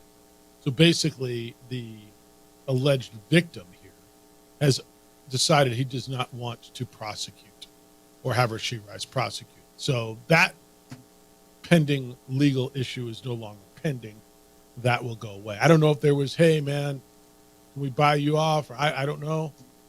But that won't be a problem. All right, opening drive, Jeff Symbieta and J.J. Buck. The number to get in, 505-246-0610. The really interesting story that came out this morning. And I think this is going to be something that's going to get a lot of traction. There is a football player at Georgia, Jaden Rashada. He's a quarterback. He was the highest sought-after quarterback coming out of high school, right? Initially signed with Miami, went to Florida, and now is at Georgia. He is suing the head football coach, Billy Napier, at Florida, along with one of their big boosters and another staffer, claiming that the three of them defrauded him out of millions of dollars when they backed out of a promised $13.85 million agreement after the quarterback turned down offers to other programs, including Miami. So the lawsuit was filed today. It alleges that Rashada signed his national letter of intent, and less than an hour after that, the head coach promised the player's dad $1 million partial payment the day that he signed it. Never got the $1 million. The boosters never fulfilled the deal. It's according to the lawsuit. He's the first known college athlete to sue on a NIL deal. And you start reading through this, JJ, and it theoretically, the collective and the coach are not supposed to have it. Obviously, they do. But I looked through this, and they're saying they took advantage of a young man who doesn't have any money, and Rashada made a commitment to Miami for $9.5 million. It was reported everywhere. Florida evidently came on what the filing is calling a pressure campaign. Offered him $13.85 over 4 years. $5.35 million from this car dealer, including a $500,000 signing bonus, and the remainder to be paid through the collector. JG, does this finally start to shake things up a little bit? And again, we talk all the time about they need to get this under control. I don't know who the hell they is, right? But don't we have to find a they? Because I got to believe this won't be the last of these. I don't think this does anything. I think really? No. I think all it does is if you enter into agreements, you want to make sure that there's something in writing if you're a student athlete or advisor for said athlete, as opposed to just believing what someone is telling you when it comes to millions of dollars on the table. All right, but even if there's contracts and they're not fulfilled, so this claims there was the contract details were coming together in November. Okay, it talks about a contract. The car dealer, this Hathcock, objected to using his company, which the lawsuit says that he mentioned he was going to sell, or have the collective directly pay the money. So he worked with the athletic department, a representative in the athletic department, and the head coach to put this thing together. I think it all comes down to, was there anything in writing and or like said in a message? Yeah, I think like, isn't that like writing. contract law where that's where you can start saying, all right, well, this was initially agreed upon. Yeah, there's not a signed contract, but then you can have legal routes with that stuff. Yeah, and it's really interesting because Hathcock wired $150,000 to the player. So the player could avoid potential litigation and pay back money that he'd received from a guy in Miami, a Miami booster involved that $9.5 million deal. So they gave him money to give back to the guy in Miami, $150,000. But I wonder if this thing goes on, like is digital, is texting, is email, would that be considered by? Probably not, right? Well, we promised it, but we didn't sign it. Sherman, good morning. You're on the Sports Animal. Hi, Sherman. Well, good morning. I wanted to call and say you just nailed it when you said, who the hell is they? Yeah. Right? Yeah. There isn't. So the court scared the NCAA out of controlling, I don't know what word to use. Correct. Governing. Yeah. And so the NCAA disappeared. There is theoretically the collectives and the coach do not collaborate. But once again, who is they? So this poor young man, it's going now. It's documentation. You know, a verbal promise isn't worth anything in a court for real. If it's not documented that they contracted to do this, I don't see where he can go with it. Let me ask you this, and because here's where I'm going if I'm defense, and I'm not an attorney, but I'm going, first of all, there is no legal documentation. Were there promises made? Yeah, look, you're showing me a text, you're showing me an email. Yep, okay. But there were no legal documents. And B, the young man is collecting how much at Georgia? Because I don't see JJ any of that in the story. He's at Georgia now, and he's getting, Lord knows how much. If Miami offered him 9.5 and Florida offered him 13, he's probably getting $8-9 million at Georgia. So you got your money anyway, young man. We never signed a legal document. But that's not the question. If he had a legal contract, he had a legal contract. All right, but what's a legal? Is a legal contract just a legal contract, or is a text promises, is a string of emails, whatever? Would that be binding as well?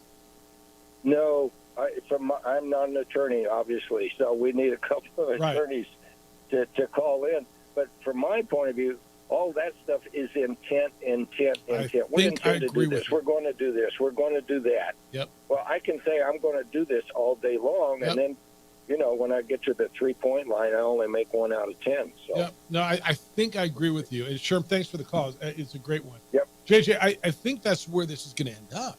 I think it's going to end up being a bad look and probably some violations by Georgia. But what I'm looking at, if there was no contract and there was just promises, and that's, again, it's right there in the headline, promises that they made to this young man that were unfulfilled, I think it's going to be a bad look, bad dudes, bad people, bad actions. But I don't know that I think it's going to go to where they owe this kid $13.5 million. I wonder how bad it's even going to come across with as much that's going on right now in the NIL world, and that Florida was also just a school that picked up a player and he's not on scholarship, but he's got his NIL money so he can be on the team. That was the cornerback that came from Colorado that they already had all their 85 scholarships filled, and they, here, we'll throw a little extra NIL money so you can pay your tuition. No. It's interesting. I think if they flat out, if we see a string of promises that ended up being just lies, I think it's a bad look. People are going to still go there, right? Yes, they There'll will. be enough money. And it sounds like that collective committed way more money than they were able to cover. And that goes down to the sustainability of this whole thing. Again, how long are boosters going to keep saying, yeah, I'm going to give you more money, and they don't get results? Well, damn, I thought we're paying for an NCAA tournament team. I thought we're paying for a college football playoff team. And we just went to the Duke's Mayo Bowl? Why am I paying for that? The Pop-Tarts? Whatever, right? I'm thinking SEC stuff. All right, wrap it up and we come back. Everything you got to know as you go ththrough your day at 505-246-0610. I think this is a pretty big story, and it's going to blow up, I think. It's the opening drive on 95.9 FM and AM 610, the Sports Hour. This is Boomer. My coach, my teacher, my older sisters, my grandma. We would like to thank the following sponsors for making this broadcast possible. What's going on, Lobo Nation? Ja'Cory Krosky-Miller here. And I'm Devin Dampier. The Lobo football team's going through some changes, but we're here to stay. We'll put in the work on the field and in the weight room, but we'll need your help off the field. 505 Sports Venture is leading the charge in the NIL space. And you can be part of it. Shorty, she better than all my intentions. Like me, shorty, you got my attention. CEO, baby, I get you the business. Touchdown and pay you a visit. I was born in New Mexico. I grew up on these streets. I got in trouble here, and I fought my way back in boot camp. I love New Mexico, especially the people. Now I'm using my training, tenacity, and energy to fight for you. I'm Adam Oki, lawyer, fighter, and New Mexican. I was a local athlete here in New Mexico, so I'm proud to support your local athletes.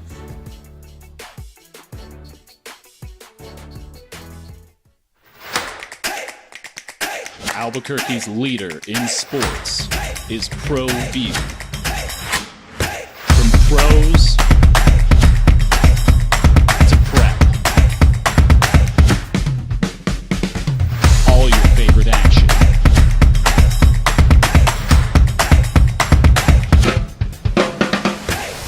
All your favorite talk shows.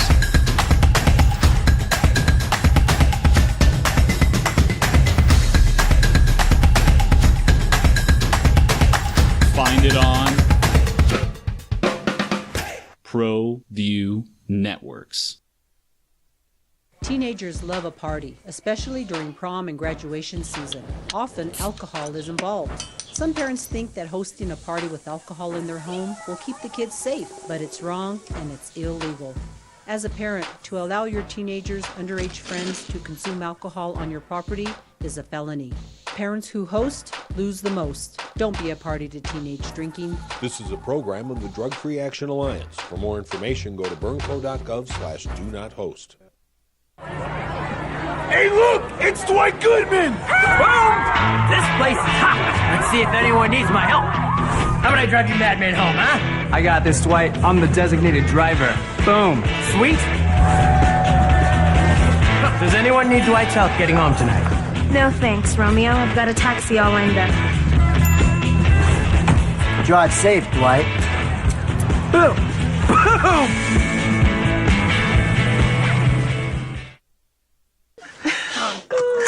Seriously?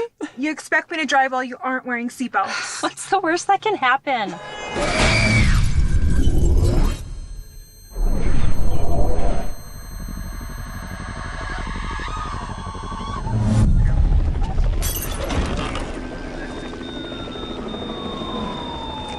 Seriously?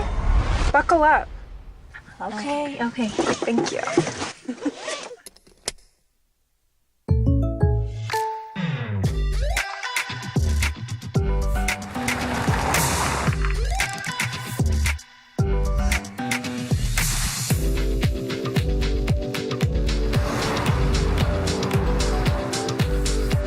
For your surprisingly great rates, contact your local State Farm agent today. If you want the real deal, call State Farm agent Marty Size in Albuquerque today. Like a good neighbor, State Farm is there. For your business or your home, Valley Fence stands alone. We're number one in New Mexico for a reason. It's the best fence you can own. Proudly serving New Mexico for over 50 years. At Valley Fence, the difference is clear. No fence too big, too small, or difficult. We handle them all at Valley Fence Company.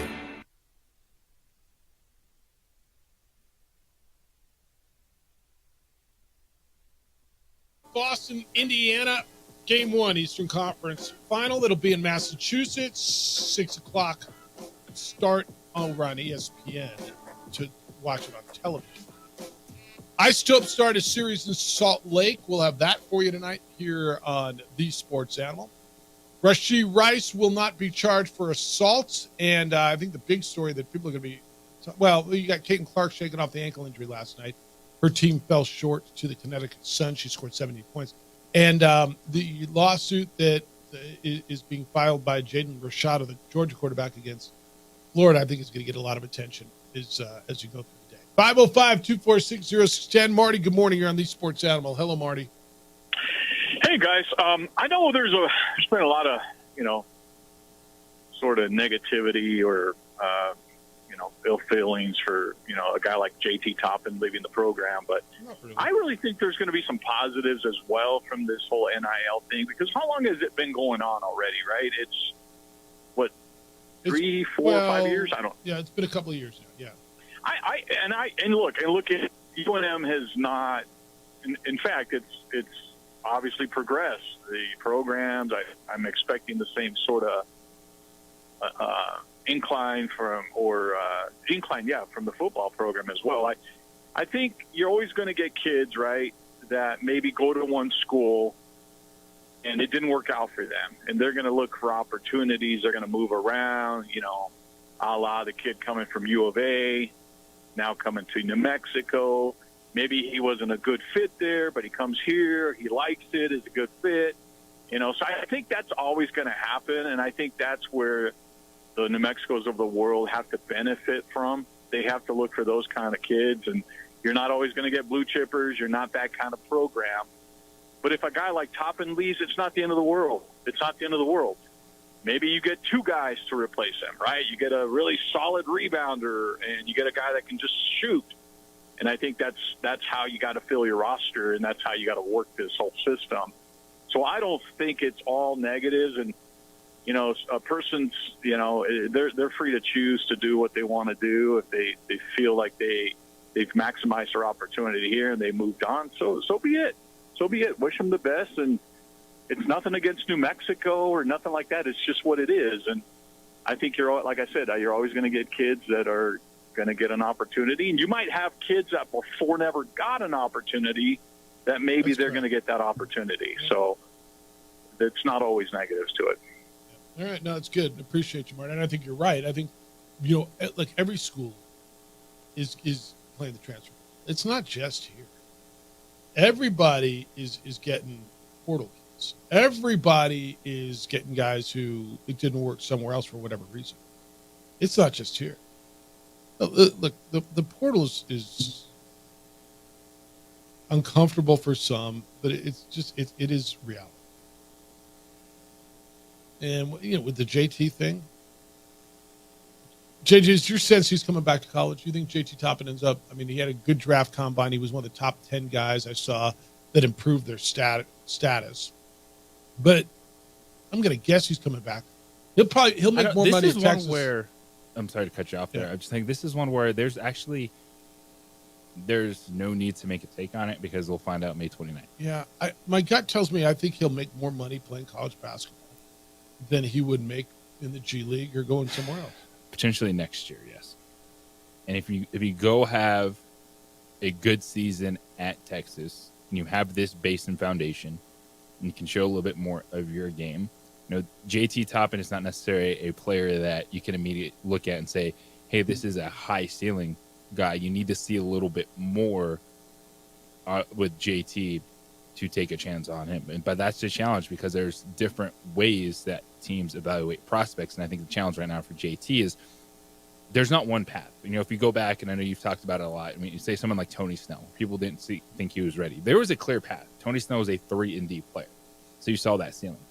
Right now, the challenge for JT Toppin is you don't see that ceiling because he's kind of stuck in between. Is he going to be a wing or is he going to play inside at the next level? So that's what you're trying to figure out. We're talking about the lawsuit for the young man from Georgia suing Florida and what's a legal contract. Grady says, I'm no Adolf, but I'm 97.4% sure. A contract can be binding if activities and compensation for such are agreed upon. It doesn't have to be a written legal document. It could be on a napkin, text, or verbal. I think it's a gray area. I think, look, we never signed an agreement. We made the promises.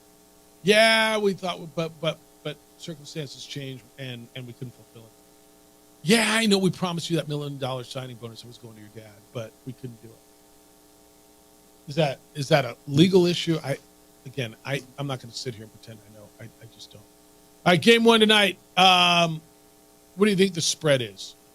Celtics Indiana Pacers. You already know. It's thick. 10.5. Boston by 10.5. I'll take the Pacers in the points. I like that in game one. Yeah. Pacers and keep their momentum going offensively. They're playing at a really high level. I think that's going to help them nip a game or two off the Celtics, but Boston's a better team, and they're going to be playing in the NBA Finals. Two highest scoring teams in the NBA. The total's 221.5. You going high? 111, 110. Yes. I mean, I'm going high on that, too. I think so, too. All right. Thank you to Kenny Thomas. He was with us today. We kick it with Kenny on Tuesdays and Fridays. Jim Rome Show is next. The Herd with Colin Cowards after that. 2 Men On is here at 4 o'clock, and then you get Isotopes in Salt Lake City against the Bees. Adrian, great work on the TV side, always is. Big day for you. Huge day. Enjoy it. Be good to each other, please. Be kind, loving, caring, and sharing. We'll smell you tomorrow.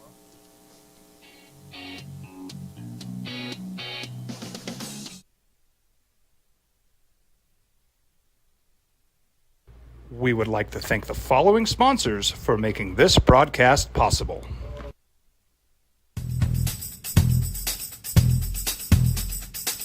International Protective Services is a proud supporter of ProView Sports and New Mexico Youth Athletics. IPS provides residential and commercial security services in the Albuquerque metro area. For more info, please call 505-897-2420 or visit internationalprotectiveservice.com.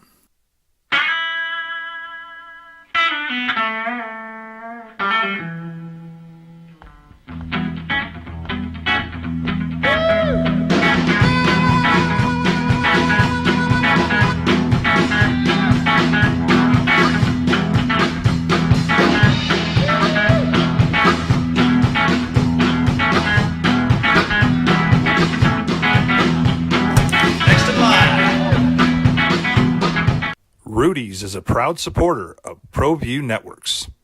Teenagers love a party, especially during prom and graduation season. Often, alcohol is involved. Some parents think that hosting a party with alcohol in their home will keep the kids safe, but it's wrong and it's illegal. As a parent, to allow your teenagers' underage friends to consume alcohol on your property is a felony. Parents who host lose the most. Don't be a party to teenage drinking. This is a program of the Drug Free Action Alliance. For more information, go to burnco.gov/do-not-host. Don't sacrifice quality and flavor when you're in a hurry. Golden Pride offers ribs, fried chicken, red and green chili breakfast burritos, and Frontier Sweet Rolls. 4 great locations, or visit us online at goldenprideabq.com. Golden Pride Barbecue Chicken and Ribs are proud supporters of ProView Sports. We here at Clark's Pet Emporium welcome you to bring in your pets. We know that having your pet with you makes the experience of shopping for them even better.